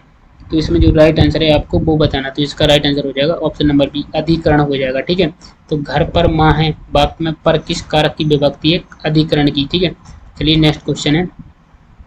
यहाँ पे लड़का दौड़ता है, क्या है, यहाँ पे क्या है, लड़का दौड़ता है, वाक्य में लड़का किस संज्ञा का उदाहरण है, आपको बताना किस संज्ञा का उदाहरण है। तो इसमें आपको भाववाचक संज्ञा, जातिवाचक संज्ञा या व्यक्तिवाचक संज्ञा, इनमें से कोई नहीं। तो लड़का दौड़ता है, तो लड़का किस संज्ञा का उदाहरण हो जाएगा, तो इसमें लड़का हो जाएगा जातिवाचक। ठीक है, तो option number B right answer हो जाएगा, कौन सा हो जाएगा, जातिवाचक। ठीक है, नेक्स्ट है। कौन सा निश्चयवाचक सर्वनाम का उदाहरण है, निश्चयवाचक सर्वनाम का उदाहरण, कौन, आप, कोई, यह। तो इसमें आपको बताना कि कौन, यह, कौन सा निश्चयवाचक सर्वनाम है, तो इसमें राइट आंसर हो जाएगा यह है, तो option number D right answer हो जाएगा यह है। ठीक है, चलिए नेक्स्ट क्वेश्चन है। यहाँ पे है जो सो में कौन सा सर्वनाम है, आपको बताना है जो सो में कौन सा सर्वनाम है, जो सो में कौन सा सर्वनाम है, निश्चयवाचक, संबंधवाचक, प्रश्नवाचक, इनमें से कोई नहीं। जो सो में है तो क्या संबंध बता रहा, तो संबंधवाचक हो जाएगा, तो राइट आंसर हो जाएगा ऑप्शन नंबर बी। ठीक है, चलिए नेक्स्ट है। बाबा ने मुकेश को डंडा मारा, बाबा ने मुकेश को डंडा मारा, कौन सा कारक है, आपको बताना है। बाबा ने मुकेश को डंडा मारा, कौन सा कारक हो जाएगा, कर्ता, करण, अपादान, संबोधन। ठीक है, तो इसमें जो राइट आंसर है वो आपको बताना है, तो इसका राइट आंसर हो जाएगा ऑप्शन नंबर ए, कर्ता हो जाएगा। बाबा ने मुकेश को डंडा मारा, तो कारक क्या हो जाएगा, कर्ता। ठीक है, तो राइट आंसर हो जाएगा ऑप्शन नंबर ए।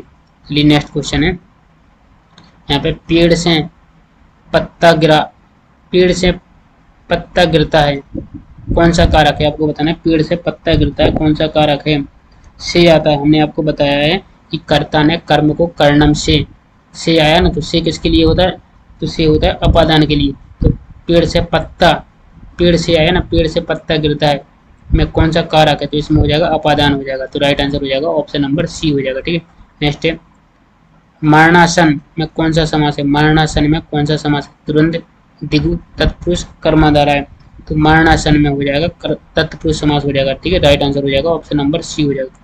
चलिए नेक्स्ट क्वेश्चन है, यहाँ पे आता है पंचानन। पंचानन में कौन सा समास है आपको बताना है। पंचानन में कर्मधाराय, बहुब्री, दिगु या अधिकरण, पंचानन में कौन सा समास हो जाएगा, तो इसमें हो जाएगा बहुब्री समास। तो option number B right answer हो जाएगा, पंचानन में बहुब्री समास है। ठीक है, नेक्स्ट है किस शब्द में वृद्धि संधि है, आपको बताना है किस शब्द में वृद्धि संधि है।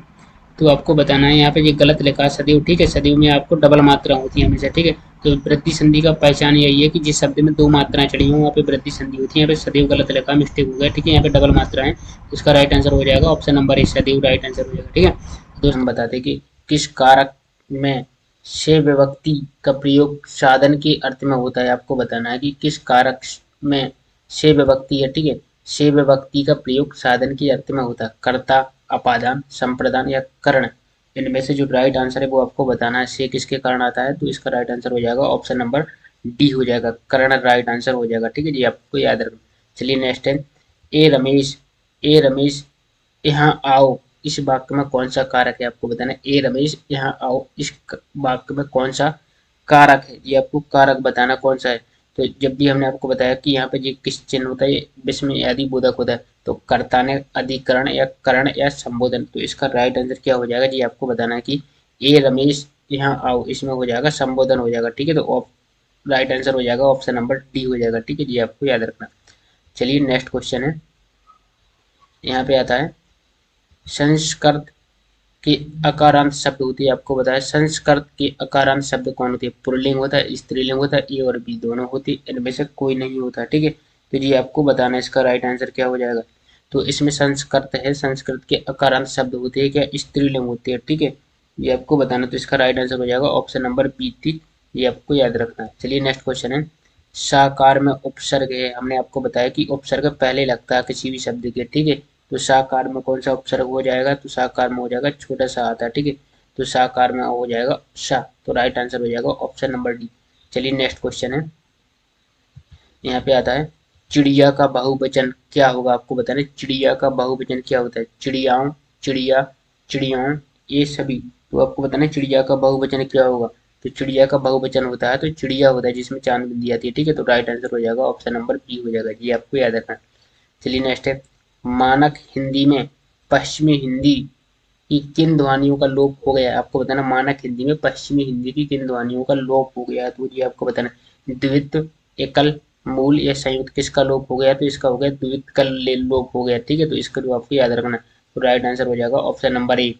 चलिए नेक्स्ट क्वेश्चन है, यहाँ पे आता है देवनागरी लिपि का विकास किस लिपि में हुआ है, आपको बताना देवनागरी लिपि का विकास किस लिपि में हुआ है, ब्राह्मी लिपि में, खरोष्टी लिपि, यहाँ पे खरोष्टी है। ठीक है, देवनागरी या सिंधु लिपि, तो इसका जो राइट आंसर है वो आपको बताना किस लिपि में हुआ है। ठीक है, तो इसका राइट आंसर हो जाएगा ऑप्शन नंबर ए हो जाएगा, ब्राह्मी लिपि हो जाएगा। जी आपको याद रखना था, देवनागरी लिपि का विकास किस लिपि में हुआ, तो ब्राह्मी लिपि में हुआ। ठीक है, चलिए नेक्स्ट है आधुनिक भारतीय भाषाओं का विकास किस भाषा में हुआ है, तो आधुनिक भारतीय भाषाओं का विकास किस भाषा में हुआ, प्राकृत में हुआ, सौर सैनी में हुआ, अपभ्रंश में हुआ, खरोष्टी में हुआ। ठीक है, तो ये इनमें से जो राइट आंसर है वो आपको बताना, तो आधुनिक भारतीय भाषाओं का विकास किस भाषा में हुआ, तो अपभ्रंश भाषा में हुआ। ठीक है जी, आपको याद रखना, तो राइट आंसर हो जाएगा ऑप्शन नंबर सी हो जाएगा। ठीक है, चलिए नेक्स्ट क्वेश्चन है, यहाँ पे आता है निम्नलिखित में से कौन भाषा का अंग नहीं है, आपको बताना कि कौन भाषा का अंग नहीं है, ध्वनि, शब्द, वाक्य या लेख, तो इनमें से क्या नहीं है भाषा का अंग, भाषा का अंग ध्वनि, शब्द, वाक्य या लेख क्या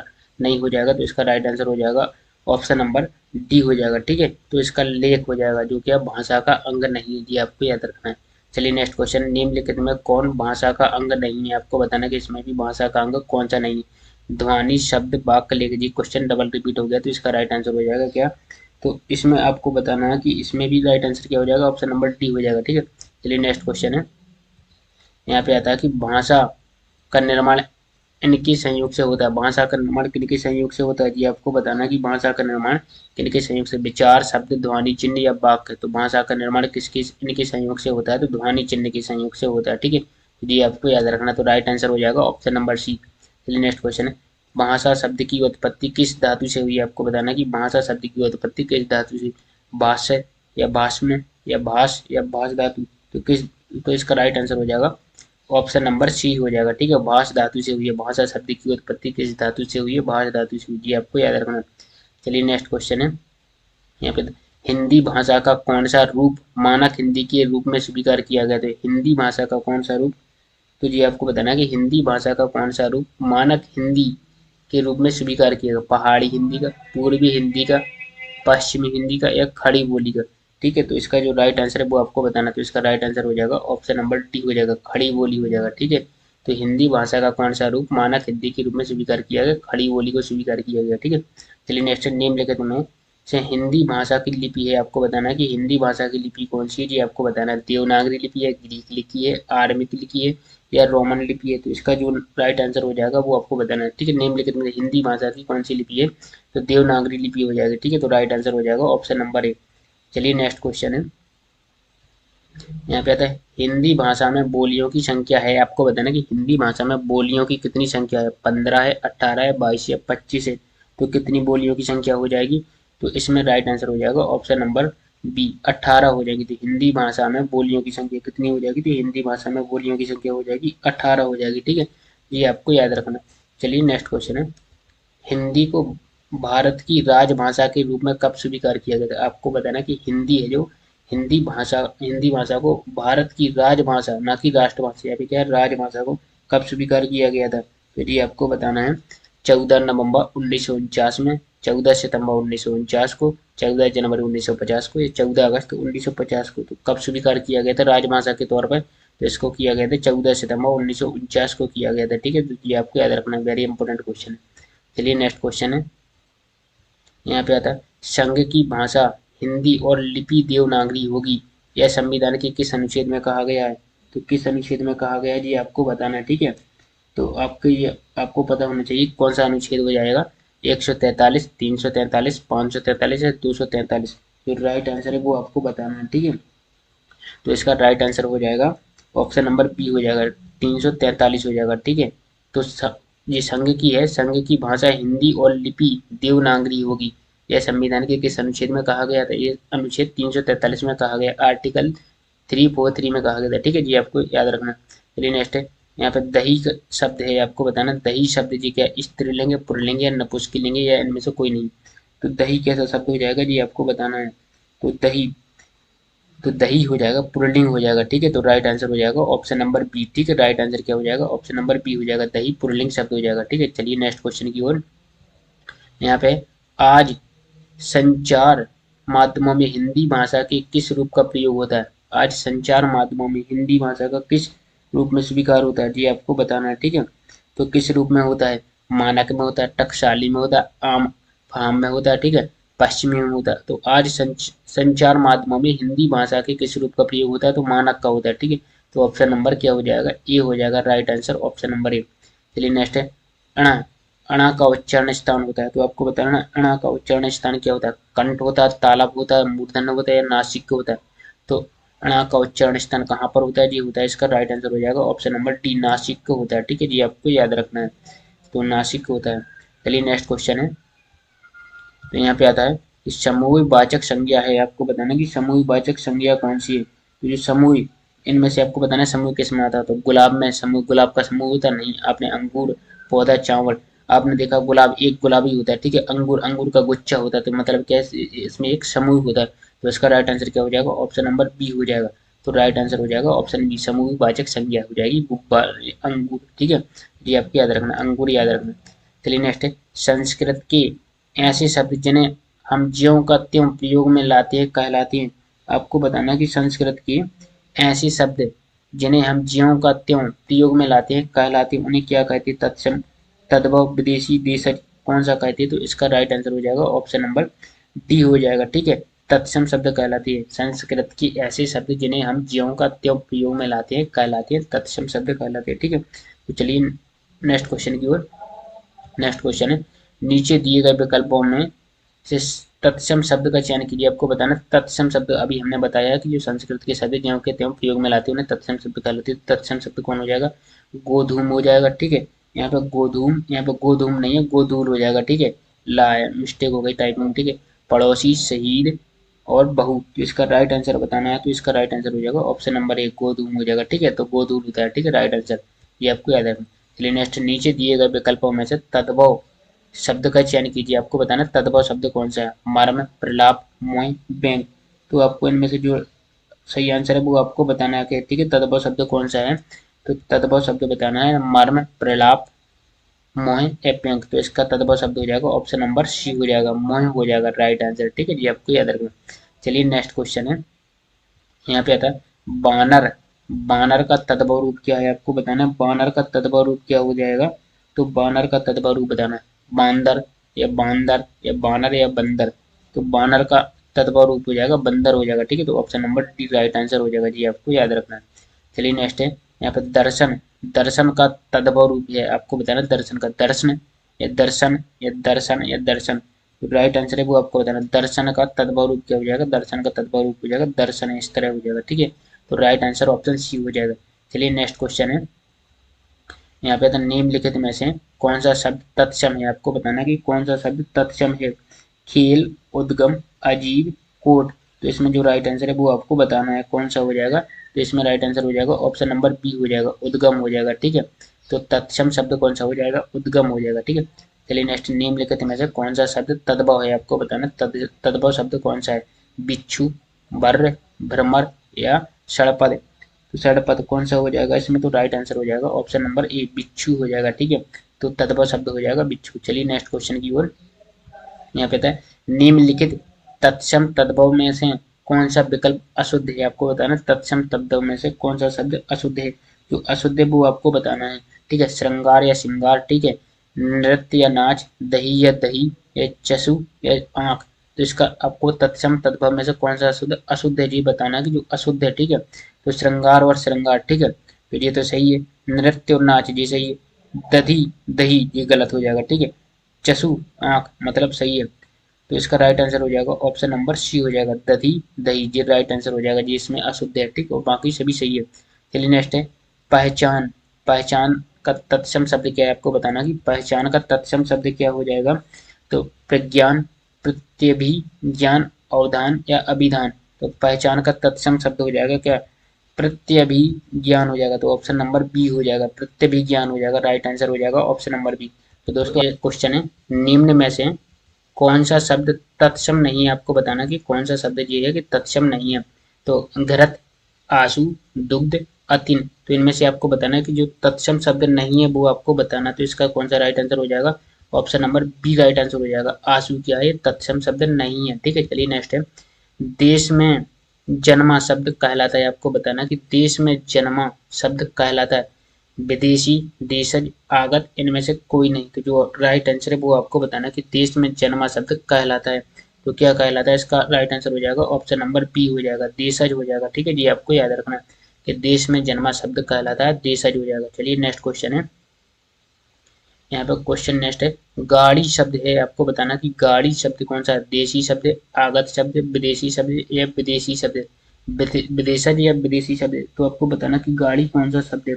तो आपको बताना है, तो इनमें चार ऑप्शन है, देशी, आगत, विदेशज, विदेशी। तो इनमें गाड़ी कौन सा हो जाएगा, गाड़ी हो जाएगा, देशी शब्द हो जाएगा, ठीक है। तो राइट आंसर हो जाएगा ऑप्शन नंबर ए। चलिए नेक्स्ट क्वेश्चन है, विदेशी भाषा से आए शब्दों को क्या कहते हैं। आपको बताना कि विदेशी भाषा से आए शब्दों को क्या कहते हैं, देशी कहते हैं, यौगिक कहते हैं, आगत कहते हैं, देशज कहते हैं। तो इनमें से क्या कहते हैं, तो उनको राइट आंसर हो जाएगा ऑप्शन नंबर सी, आगत कहते हैं। जो विदेशी भाषा से आए शब्दों को क्या कहते हैं, आगत शब्द कहते हैं, ठीक है, ये याद रखना। चलिए नेक्स्ट क्वेश्चन है, यहाँ पे आता है निम्न में से मुस्लिम शासन के प्रभाव से आया शब्द है। मुस्लिम शासन के प्रभाव से आया शब्द कौन सा है, रेल है, हवालात है, गिलास है या बाड़ा है। तो आपको कौन सा है जो राइट आंसर है वो बताना है, ठीक है। तो इनमें से जो रेल, हवालात, गिलास या बाड़ा, इनमें से कौन सा राइट आंसर हो जाएगा, तो ऑप्शन नंबर बी हो जाएगा, हवालात हो जाएगा, ठीक है। तो हवालात क्या है कि मुस्लिम शासन के प्रभाव से आया शब्द है हवालात। चलिए नेक्स्ट क्वेश्चन है, निम्नलिखित समूहों में से देशज शब्द का उदाहरण बताना है आपको। देशज शब्द कौन सा है, समय, मलेरिया, डोंगी, चेला, भात, अन्नास, अंतरास या पैसा या बोट।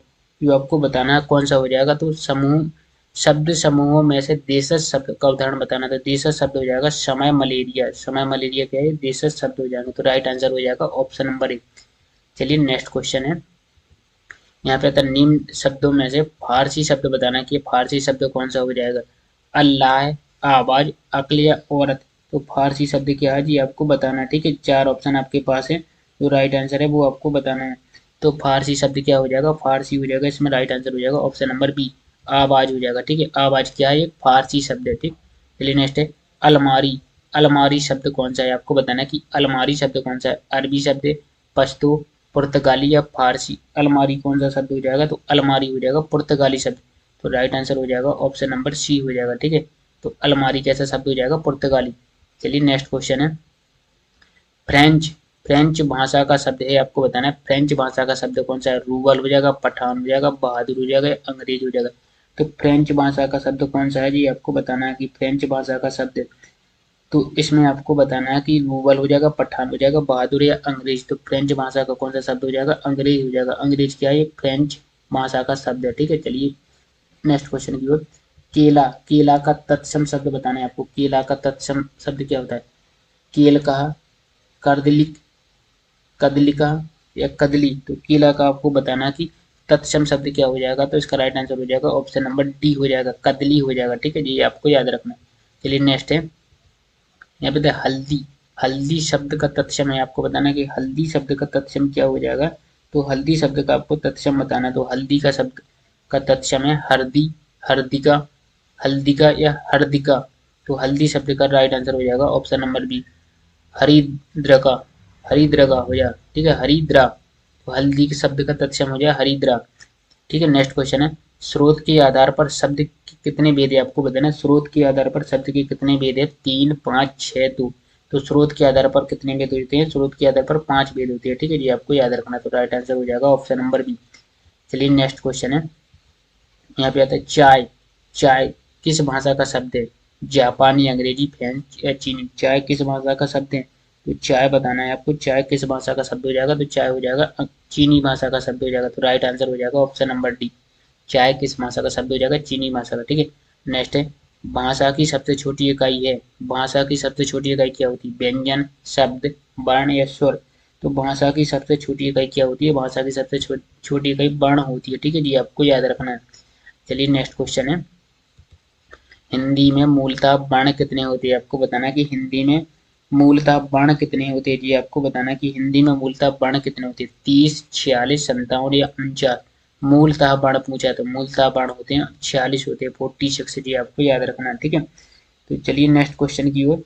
तो नेक्स्ट क्वेश्चन है संयुक्त को छोड़कर हिंदी में मूलतः वर्णों की संख्या कितनी है। संयुक्त को छोड़कर हिंदी में वर्णों की संख्या कितनी है, 27, 39, 44 या 54। तो इसका राइट आंसर क्या हो जाएगा, ऑप्शन नंबर सी हो जाएगा, 44 हो जाएगा। तो इसमें क्या है, संयुक्त को छोड़कर, ठीक है, तो 44 हो जाएंगे। चलिए नेक्स्ट क्वेश्चन की ओर।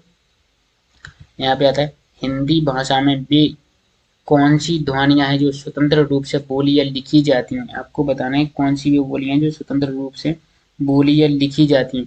व्यंजन, वर्ण, अक्षर या स्वर। तो हिंदी भाषा में वे कौन सी ध्वनियां हैं जो स्वतंत्र रूप से बोली या लिखी जाती है, तो उन्हें क्या कहते हैं, स्वर कहते हैं, ठीक है। तो राइट आंसर हो जाएगा ऑप्शन नंबर डी। चलिए नेक्स्ट क्वेश्चन, निम्नलिखित में से अग्र स्वर नहीं है। आपको बताना कि अग्र स्वर नहीं है, ई, आ, ए, ओ, ऐ। तो इनमें से कौन सा नहीं जो अग्र स्वर नहीं है, ठीक है। तो अग्र स्वर कौन सा हो जाएगा, तो ऑप्शन नंबर बी हो जाएगा, छोटा अ। देखिए अग्र स्वर नहीं है, ठीक है जी, आपको याद रखना है। चलिए नेक्स्ट क्वेश्चन, अग्र स्वर का मतलब जैसे किसी शब्द के आगे लगता है, जैसे हा, हा, हा में बाद में आ का उच्चारण आता है, तो मतलब ये पीछे लगता है, तो मतलब इसमें अग्र स्वर नहीं है, ठीक है। जैसे ई तो पहले लगता है, ठीक है, जैसे हिंदी में छोटी ई आ रही पहले, ठीक है। ए, जैसे एक लिखते हैं अपन तो ए में आता है, मतलब आए, जो मतलब पहले आता है, जो इसमें अग्र पूछा है जो पहले नहीं आता, तो इसमें क्या आ हो जाएगा जो पहले नहीं आता, ठीक है। चलिए नेक्स्ट क्वेश्चन है, तो हिंदी में स्वरों के कितने प्रकार है, आपको बताना कि हिंदी में स्वरों के कितने प्रकार है। 2, 3, 5, 7।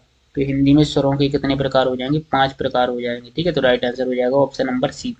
चलिए नेक्स्ट है, हिंदी में वर्णमाला में अंग और अह क्या है। तो हिंदी वर्णमाला में अंग और अह क्या है, तो ये बताना है क्या अयोग बा है, व्यंजन है, संयुक्त अक्षर या स्वर है, तो ये क्या कहलाती है? अयोग वाय कहलाती है। हिंदी में अंग और आह को अयोग वाय कहती है। ठीक है, चलिए नेक्स्ट क्वेश्चन है, हिंदी व्याकरण के अंतिम पंचमा अक्षरों का उच्चारण स्थान क्या है? तो हिंदी व्याकरण के अंतिम पंचमा अक्षरों का उच्चारण स्थान क्या है? कंठ है, तालव्य, मूर्धन्य या अनुनासिक है? तो जी आपको बताना है, तो कौन सा हो जाएगा इसका राइट आंसर? ऑप्शन नंबर हो जाएगा डी, अनुनासिक हो जाएगा। ठीक है, तो राइट आंसर हो जाएगा ऑप्शन नंबर डी, अनुनासिक हो जाएगा। ये आपको याद रखना है। चलिए नेक्स्ट क्वेश्चन है, निम्न में से एक स्पर्श व्यंजन है, आपको बताना कि स्पर्श व्यंजन कौन सा है? तो छ, सा, हा, ला, तो स्पर्श व्यंजन कौन सा हो जाएगा? स्पर्श व्यंजन हो जाएगा छ हो जाएगा। ठीक है, तो ऑप्शन नंबर ए डी आपको याद रखना है। चलिए नेक्स्ट क्वेश्चन है, सा, सा और हा व्यंजन है, आपको बताना है कि कौन से व्यंजन हो जाएंगे? तो इनको कहते हैं उत्क्षिप्त व्यंजन या स्पर्श व्यंजन, संयुक्त व्यंजन या ऊष्म व्यंजन। सा, सा, सा और हा व्यंजन है, तो ये हो जाएंगे ऊष्म व्यंजन हो जाएंगे। ठीक है, तो राइट आंसर हो जाएगा ऑप्शन नंबर डी। नेक्स्ट है, उत्तीक्ष ध्वनि का प्रयोग हुआ है, आपको बताना उत्तीक्ष ध्वनि का प्रयोग कहाँ पर हुआ? तो ये आपको बताना कहाँ पर हुआ है? खसरा में, आरजू में, जफर में या पढ़ाई में? तो किस में हुआ है ये आपको बताना, तो इसका राइट आंसर हो जाएगा ऑप्शन नंबर डी, पढ़ाई में हुआ है। उत्तीक्ष ध्वनि का उच्चारण पढ़ाई में, मतलब यहाँ पर आपको जहाँ पर देखो एक एक पे डा बनता है, जहाँ पर नीचे रिकॉर्ड आता है एक बनता है अणा। ठीक है, इस तरह अणा बनता है जिसके नीचे क्या है? एक बिंदी होती है। तो इसमें पढ़ाई में क्या, पढ़ाई में क्या है? यहाँ पे बीच में डॉट डॉट है। ठीक, तो उत्तीक्ष ध्वनि का प्रयोग कहाँ हुआ है? पढ़ाई में हुआ है। चलिए नेक्स्ट क्वेश्चन है, यहाँ पे आता है ज्ञा, ज्ञा वर्ण किन संयोग से बना है? आपको बताना है ज्ञा वर्ण, ज्ञा वर्ण किन वर्णों के संयोग से बना है? जा प्लस न्या, जा प्लस धा और जा प्लस अण और जा प्लस अणा। तो जो राइट आंसर है वो आपको बताना है, तो इसका राइट आंसर हो जाएगा ऑप्शन नंबर सी, आधा जा प्लस अणा के संयोग से ज्ञा बनता है। ठीक है, चलिए उत्तीक्ष व्यंजन है, आपको बताना कि उत्तीक्ष व्यंजन कौन सा है? तो उत्तीक्ष व्यंजन है ये आपको बताना कौन सा है? या, रा, ला, सा या डा अड़ा, छात्राज्ञा। तो जी इसमें अभी हमने आपको क्या बताया, तो option number C, option number C क्या हो जाएगा? उत्तीक्ष व्यंजन हो जाएगा। ठीक है जी, याद रखना है आपको। चलिए नेक्स्ट है, अंतःस्थ व्यंजन है, आपको बताना कि अंतःस्थ व्यंजन है अंग, आह और आह, या, रा, ला, बा, सा और छात्राज्ञा। तो अंतःस्थ व्यंजन बताना कि अंतःस्थ व्यंजन कौन सा हो जाएगी? तो अंतःस्थ व्यंजन हो जाएंगे चार होते, या, रा, ला, बा, ये क्या हो जाएंगे? अंतःस्थ व्यंजन, ये आपको याद रखना है। ठीक है, चलिए नेक्स्ट है, कंठ ध्वनियां या व्यंजन कौन सी? आपको बताना कंठ ध्वनियां, टा, ठा, डा, अणा, पा, फा, बा, बा, मा, चा, छा, जा, झा, का, खा, गा, गा। तो आपको बताना, तो जो इसका राइट आंसर है वो आपको बताना है, तो इसका राइट आंसर हो जाएगा ऑप्शन नंबर डी, का, खा, गा, घा। ये क्या हो जाएगी? कंठ ध्वनियां होती है। ठीक है, चलिए नेक्स्ट क्वेश्चन है, निम्नलिखित में से पर्यायवाची शब्द है, आपको बताना है अचिर, अचर, राधा रमण, कंचनी कंदन, अंबुज, अंबुदी, नीरद या नीरज। ठीक है, जो इसका राइट आंसर है वो आपको बताना है, तो राधा रमण कंचनी कंदन, तो राइट आंसर हो जाएगा option number B, Radha Raman कंचनी Kandan right answer हो जाएगा। ठीक है, चलिए नेक्स्ट है, कौन सा विकल्प वैचारिक अंतर के समानार्थी शब्दों का है? आपको बताना कौन सा विकल्प वैचारिक अंतर के समानार्थी शब्दों का है? तो इसमें देखना या घूरना, बेहद या असीम, ठीक है, जल, नीर, सौंदर्य, खूबसूरती। तो समानार्थी बताना, देखना का घूरना एक ही है। ठीक है, समान शब्द होता है, क्या देखना और घूरना एक ही बात है। ठीक है, तो राइट आंसर हो जाएगा ऑप्शन नंबर ए। तो दो क्वेश्चन है, नौका शब्द का पर्याय बताइए, आपको बताना नौका शब्द है। ठीक है, नौका शब्द का पर्याय बताना है आपको, तो तिया हो जाएगा, तरंगणी हो जाएगा, तरी हो जाएगा, तरणिजा। तो इसका जो राइट आंसर है वो आपको बताना है नौका शब्द का, तो नौका शब्द का पर्याय बताना है। ठीक है, तो इसका राइट आंसर हो जाएगा ऑप्शन नंबर सी हो जाएगा, तरी। ठीक है, ये आपको याद रखना है। चलिए नेक्स्ट है, घर, घर के लिए यह पर्यायवाची नहीं है, आपको बताना घर का पर्यायवाची नहीं है, गृह, निलय, आलय या ग्रह। तो घर का पर्यायवाची कौन सा नहीं हो जाएगा? इसका राइट आंसर हो जाएगा ऑप्शन नंबर डी हो जाएगा। ठीक है, ग्रह, जी वाला वो ग्रह है। ठीक है, जो हम पढ़ते हैं 9 ग्रह होते हैं। ठीक है, तो जी ग्रह का मतलब घर नहीं होता है। ठीक है, इसका पर्याय शब्द नहीं। चलिए नेक्स्ट क्वेश्चन है, इसमें पवन का पर्यायवाची शब्द है, आपको बताना है पवन का पर्यायवाची शब्द क्या है? तो पवन का पर्यायवाची बताना है आपका मिलना, गूंजना, आदर या समीर। तो पवन का पर्यायवाची कौन सा है आपको बताना है, तो पवन का पर्यायवाची आपको बताना कौन सा हो जाएगा? तो मिलना, गूंजना, आदर या समीर। तो पवन का क्या हो जाएगा पर्यायवाची? ऑप्शन नंबर डी हो जाएगा, समीर क्या है? पवन का पर्यायवाची हो जाएगा। ठीक है, चलिए नेक्स्ट क्वेश्चन है, खर। खर का पर्यायवाची शब्द है, आपको बताना है खर का पर्यायवाची शब्द क्या है, गधा, खरगोश, शशक या मूर्ख। खर का आपको पर्यायवाची शब्द बताना है, तो खर का पर्यायवाची शब्द हो जाएगा गधा हो जाएगा, ठीक है, ऑप्शन नंबर ए। तो गधा का पर्यायवाची क्या होता है, खर हो जाएगा। चलिए नेक्स्ट क्वेश्चन की ओर है, तो नेक्स्ट क्वेश्चन है, अनिल। अनिल, अनिल पर्यायवाची आपको बताना, अनिल किसका पर्यायवाची, पवन का, चक्रवात का, पावस का या अनल का। तो अनिल पर्यायवाची है आपको किसका है, तो अनिल पर्यायवाची हो जाएगा, पवन का हो जाएगा, ठीक है। तो option number A right answer हो जाएगा, पवन का पर्यायवाची क्या होता है, अनिल होता है, ठीक है। चलिए नेक्स्ट है, प्रसून शब्द का पर्यायवाची है, आपको बताना है प्रसून शब्द का पर्यायवाची क्या हो जाएगा, तो इसका वृक्ष, अग्नि, चंद्रमा या पुष्प। तो आपको बताना है प्रसून, प्रसून शब्द का पर्यायवाची है, तो इसका हो जाएगा पुष्प हो जाएगा, ठीक है। तो राइट आंसर हो जाएगा ऑप्शन नंबर डी। चलिए नेक्स्ट क्वेश्चन है, यहाँ पे नियति।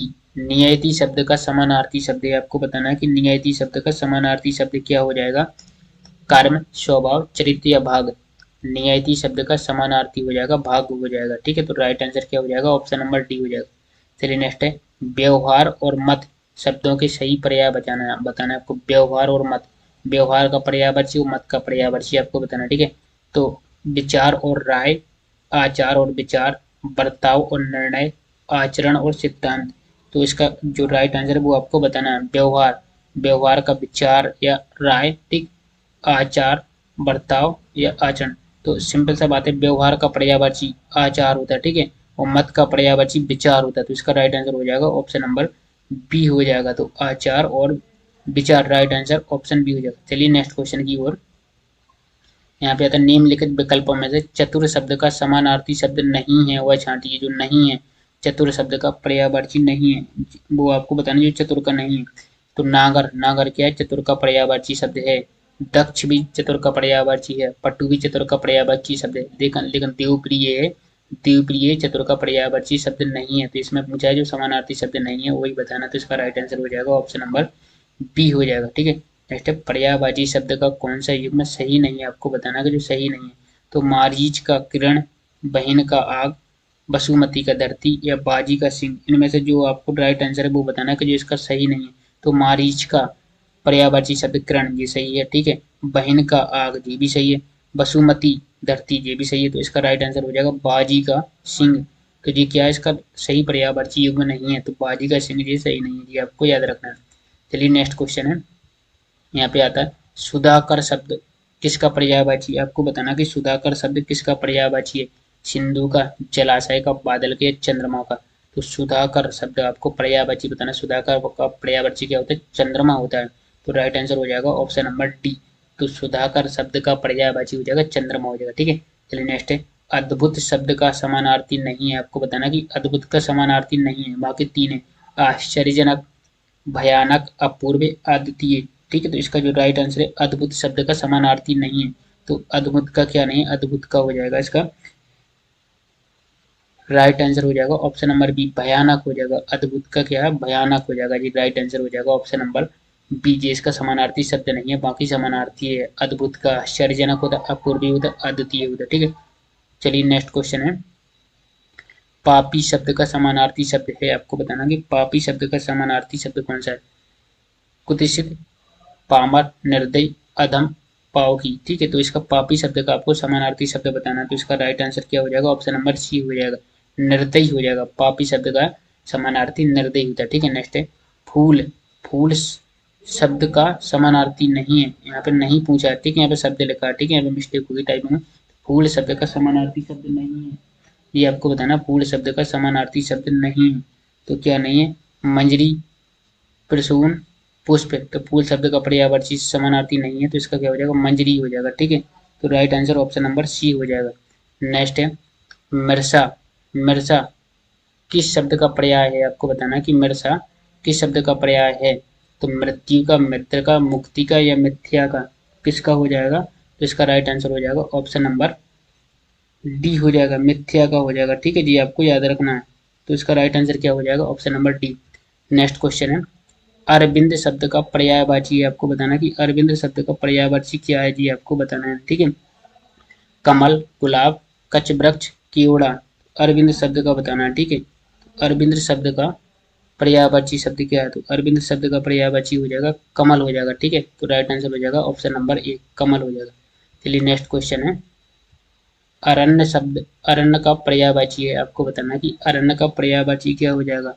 अरण्य का हो जाएगा देवदारू, हरियाली, अकेला या कानन। तो अरण्य शब्द का पर्यायवाची बताना, तो अरण्य का पर्यायवाची क्या हो जाएगा, तो इसका राइट आंसर हो जाएगा ऑप्शन नंबर डी, कानन हो जाएगा। ठीक है, तो राइट आंसर हो जाएगा ऑप्शन नंबर डी, कानन। नेक्स्ट है असुर, असुर का समानार्थी शब्द है, असुर का समानार्थी शब्द क्या है, तो असुर का हो जाएगा भूत, पापी, उद्दंड या राक्षस। असुर का क्या होता है, राक्षस होता है जी, आपको याद रखना है। तो असुर शब्द का समानार्थी शब्द क्या होता है, राक्षस होता है।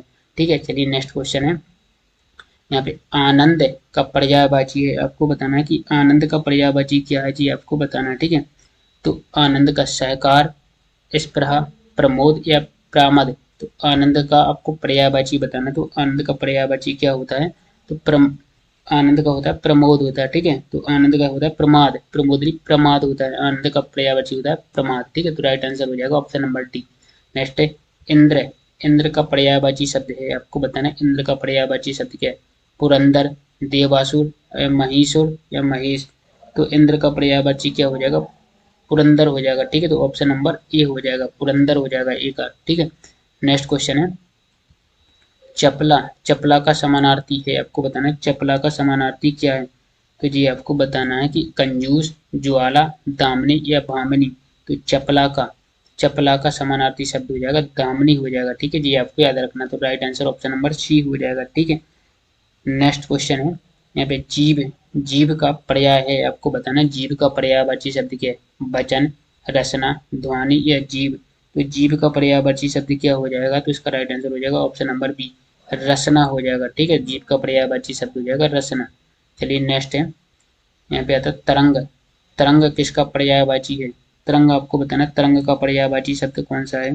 ठीक है, तो क्षीण, काया, प्रतिकृति या उर्मी।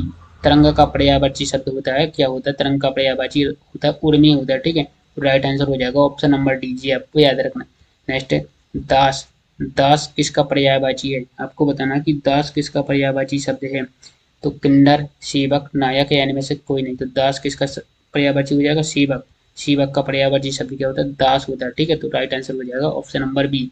चलिए नेक्स्ट क्वेश्चन है, माहवार किसका पर्यायवाची है, आपको बताना कि माहवार ये किसका पर्यायवाची शब्द है। तो माहवार किसका पर्यायवाची, महावार का, मंगलवार का, प्रतिमाह का या महावत का। तो माहवार किसका पर्यायवाची शब्द होता है, प्रतिमाह का, प्रतिमाह का पर्यायवाची शब्द क्या होता है, माहवार होता है। ठीक है, ये आपको याद रखना। चलिए नेक्स्ट है शिवा, शिवा शब्द किसका पर्यायवाची है, अतिरेक, संकर, अलावा, रिश्तेदार। तो शिवा बताना है आपको, शिवा किसकी होता है, किसका पर्यायवाची है, तो इसका राइट आंसर हो जाएगा ऑप्शन नंबर सी हो जाएगा, अलावा। अलावा का पर्यायवाची शब्द क्या होता है, शिवा होता है। ठीक है जी, आपको याद रखना। चलिए नेक्स्ट क्वेश्चन है, यहाँ पे शांति शब्द का समानार्थी नहीं है, आपको बताना कि शांति शब्द का ये समानार्थी नहीं है, ये बताना जो समानार्थी नहीं है।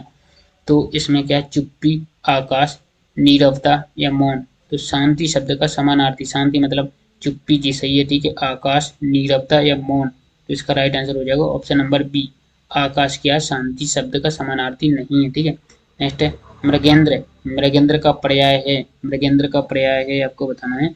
तो अहि, आर्दुल, शार्दुल है या कुरंग। तो मृगेंद्र का पर्याय है, मृगेंद्र का पर्याय आपको बताना कि क्या हो जाएगा, इसका हो जाए शार्दुल हो जाएगा। तो शार्दुल क्या है, मृगेंद्र का पर्याय होता है। ठीक है जी, आपको याद रखना है। चलिए नेक्स्ट क्वेश्चन है, निम्नलिखित शब्दों में से सरस्वती का पर्याय है, आपको बताना कि सरस्वती का पर्याय कौन सा होता है। सरस्वती का पद, पदा, ठीक है, गिरा, अकर्जा, शैलजा। सरस्वती का पर्यायवाची शब्द क्या होता है, तो इसका राइट आंसर हो जाएगा ऑप्शन नंबर बी होता है, गिरा होता है। ठीक है, सरस्वती शब्द का पर्याय क्या होता है, सरस्वती का होता है गिरा होता है। नेक्स्ट है पनंग, क्या पनंग का समानार्थी शब्द है, आपको बताना पिक, केसरी, पिनाक, उरग। तो इसका कौन सा हो जाएगा, पनंग का समानार्थी शब्द होता है उरग होता है। ठीक है, तो ऑप्शन नंबर डी हो जाएगा जी, आपको याद रखना। तो क्वेश्चन है, दिए गए शब्दों में भिन्न अर्थ वाला शब्द बताना है आपको कि भिन्न अर्थ वाला शब्द कौन सा है। तुरंग, मृगेंद्र, मृगराज या व्याघ्र। तो भिन्न शब्द, भिन्न अर्थ वाला शब्द बताना है आपको। ठीक है, तो जो राइट आंसर है वो आपको बताना है। तो इसका राइट आंसर हो जाएगा ऑप्शन नंबर बी हो जाएगा, मृगेंद्र हो जाएगा। ठीक है, मृगेंद्र क्या है, एक भिन्न शब्द है, ठीक है। जो तुरंग, मृगराज और व्याघ्र से क्या है, जो भिन्न शब्द है, ठीक है। तो अर्थ इसका क्या होता है, भिन्न होता है। चलिए नेक्स्ट क्वेश्चन है, हिमांशु का पर्यायवाची शब्द है, आपको बताना है कि हिमांशु का पर्यायवाची क्या है। कलकंठ, कपीश्वर, रत्नाकर या उत्कृष्ट। हिमांशु शब्द का आपको पर्यायवाची शब्द बताना है। तो हिमांशु का पर्यायवाची क्या होता है, कपीश्वर होता है, ठीक है। तो राइट आंसर हो जाएगा ऑप्शन नंबर बी हो जाएगा। तो हिमांशु शब्द का पर्यायवाची कपीश्वर होता है। चलिए नेक्स्ट क्वेश्चन है, तो जाह्नवी का पर्यायवाची शब्द आपको बताना है। जाह्नवी का पर्यायवाची शब्द क्या होता है, संसार, जानने वाली या जश्न, सुरसरी। तो इसका राइट आंसर जो आपको है वो बताना है। तो इसका राइट आंसर क्या हो जाएगा, ऑप्शन नंबर डी, सुरसरी होता है, ठीक है। तो जाह्नवी का शब्द का पर्यायवाची होता है सुरसरी होता है, ठीक है। नेक्स्ट, कानन। कानन शब्द का पर्यायवाची नहीं है, आपको बताना है कानन शब्द इसका पर्यायवाची जो नहीं है वो बताना है आपको। जंगल, विपिन, अरण्य या इनमें से कोई नहीं। तो कानन शब्द का पर्यायवाची इनमें से कौन है, तो इसका राइट आंसर हो जाएगा, देखो जंगल, विपिन, अरण्य जी सभी कानन के पर्यायवाची होती है। तो इसका राइट आंसर हो जाएगा इनमें से कोई नहीं है, ठीक है। तो इसका राइट आंसर हो जाएगा ऑप्शन नंबर डी। तो आपको याद रखना है कानन का पर्यायवाची कौन कौन है, जंगल है, विपिन है, अरण्य, ठीक है। तो इनमें से कोई नहीं है, राइट आंसर हो जाएगा। नेक्स्ट क्वेश्चन है, यहाँ था शुद्ध बर्तनी वाला शब्द है, आपको बताना शुद्ध बर्तनी वाला। दर्शनाभिलाषी या दर्शनाभिलाषी या दर्शन विलासी या दर्शन विलासी। जो राइट आंसर है वो आपका बताना है शुद्ध बर्तनी वाला, ठीक है। दर्शन अभिलाषी कैसा लिखते हैं, ठीक है। तो इसका आपको राइट आंसर हो जाएगा ऑप्शन नंबर बी हो जाएगा, दर्शनाभिलाषी हो जाएगा, ठीक है। इस तरह राइट लिखते हैं।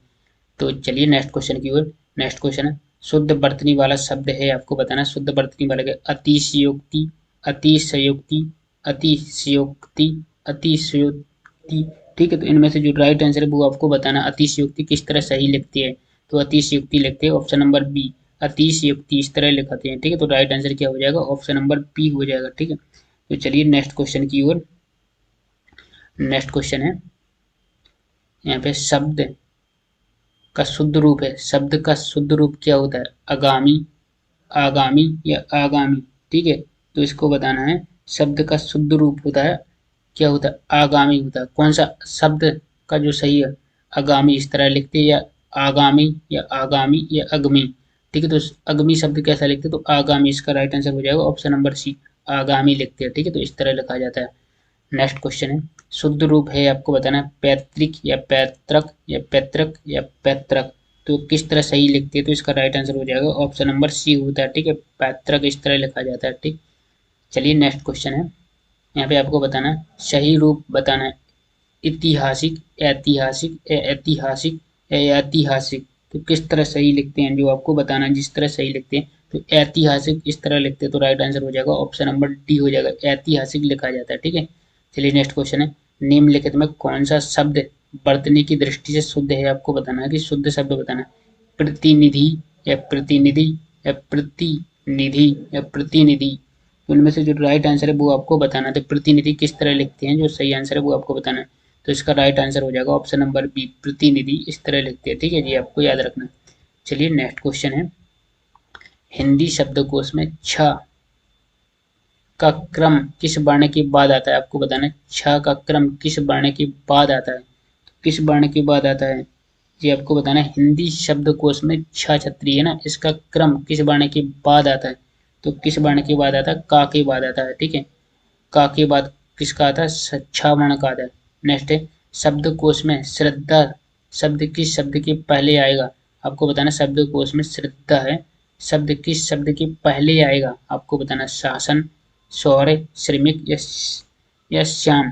तो श्रद्धा शब्द किस शब्द के पहले आएगा, तो इसका राइट आंसर हो जाएगा ऑप्शन नंबर सी, श्रमिक शब्द के पहले आएगा। शब्दकोश में श्रद्धा शब्द किस शब्द के पहले आएगा, श्रमिक के पहले, ठीक है। चलिए नेक्स्ट क्वेश्चन की ओर। नेक्स्ट क्वेश्चन है, निम्नलिखित में से कौन सा शब्द कोश में सबसे बाद में आएगा, आपको बताना कि शब्द कोश में सबसे बाद में आएगा। हृदय, हार्दिक या हरास या इनमें से कोई नहीं, ठीक है। जो राइट आंसर है वो आपको बताना है, इनमें से कौन सा हो जाएगा, ऑप्शन नंबर सी हो जाएगा, हरास है। हरास क्या है जी, शब्दकोश में सबसे बाद में आएगा, ठीक है। चलिए नेक्स्ट क्वेश्चन है, निम्नलिखित में कौन सा शब्दकोश में सबसे पहले आएगा। अनिरुद्ध, आकार, आंकना या अंकुर। कौन सा हो जाएगा जो शब्दकोश में सबसे पहले आएगा, तो इसका राइट आंसर हो जाएगा ऑप्शन नंबर डी, अंकुर हो जाएगा, ठीक है। ये आपको क्रम बताना है, जैसे कि छोटा आ, बड़ा, ए से लेकर जेड तक और जेड से लेकर ए तक। तो जब अगर आपसे पूछे पहला, तो आपको ए से जेड तक जाना, आ से ज्ञा तक, ठीक।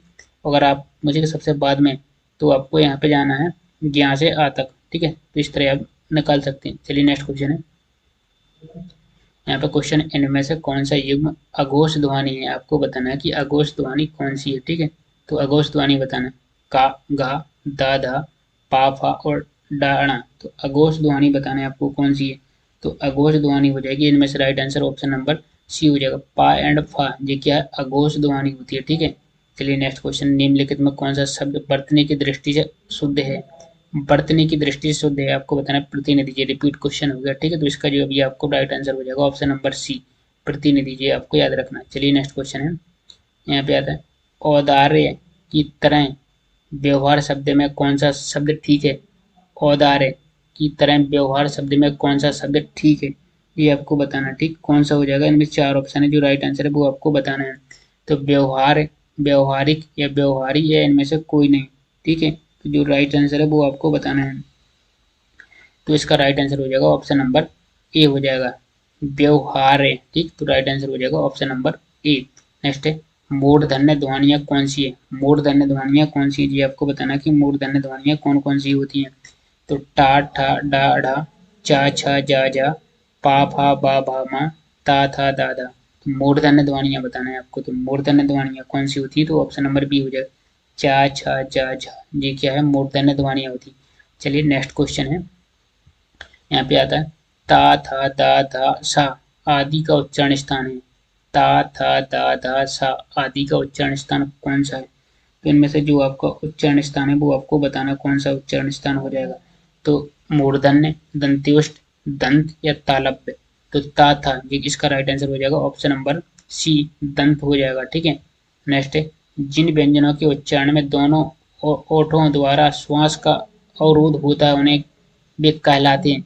तो क्या कहलाते, तालव्य व्यंजन कहलाते, कंठ व्यंजन, मूर्धन्य व्यंजन या ओष्ठ व्यंजन क्या कहलाते। जिन व्यंजनों के उच्चारण में दोनों ओष्ठों द्वारा श्वास का अवरोध होता है वे कहलाते हैं, क्या कहलाते हैं, तो वे कहलाते ओष्ठ व्यंजन कहलाते, ठीक है। तो option number D right answer हो जाएगा, ये आपको याद रखना। चलिए नेक्स्ट क्वेश्चन है, नीचे दिए गए ओंठ पूरी तरह काट दिया जाए तो किस ध्वनि के उच्चारण में कठिनाई होगी, आपको बताना है। ला, खा, घा, पा। तो इनमें से जो राइट आंसर है वो आपको बताना है कौन सा हो जाएगा। इसका right answer option number B हो जाएगा, ठीक है। यदि नीचे का ओंठ पूरी तरह काट दिया जाए तो किस ध्वनि के उच्चारण में कठिनाई होगी, तो बा। तो किस ध्वनि के उच्चारण में होगी, बा में होगी, ठीक है। नेक्स्ट है वा। वा है व्यंजन का उच्चारण स्थान है, दंतोष्ठ, मूर्धन्य, ओष्ठ या दंत। तो कौन सा हो जाएगा इसका, दंतोष्ठ हो जाएगा। तो option number A right answer हो जाएगा, ठीक है। चलिए नेक्स्ट क्वेश्चन है, वत्स्य व्यंजन कौन सा है, आपको बताना कि वत्स्य व्यंजन कौन सा है। तो जो राइट आंसर है वो आपको बताना कि वत्स्य व्यंजन कौन सा है। तो सा, हा, आदर, ना या ता। तो वत्स्य व्यंजन हो जाएगा ऑप्शन नंबर सी, आदर, ना हो जाएगा, ठीक है। तो जो राइट आंसर हो जाएगा ऑप्शन नंबर सी। नेक्स्ट है, स्वर रहित रा का प्रयोग हुआ है, आपको बताना कि स्वर रहित रा का प्रयोग हुआ ट्रक में, पुनर्निर्माण में या त्राटक में या शत्रु में, किस में हुआ है ये आपको बताना है। तो इसका राइट आंसर हो जाएगा ऑप्शन नंबर बी, पुनर्निर्माण में, ठीक है। पुनर्निर्माण में क्या है, स्वर रहित रा का प्रयोग हुआ है पुनर्निर्माण, जी आपको याद रखना। चलिए नेक्स्ट क्वेश्चन की ओर है। नेक्स्ट क्वेश्चन है, निम्न में से अल्प प्राण बाण कौन से हैं, आपको बताना कि अल्प प्राण बाण कौन से हैं। तो अल्प प्राण आपको बाण बताना कौन से है। तो या, धा, फा, भा, आ या कागा।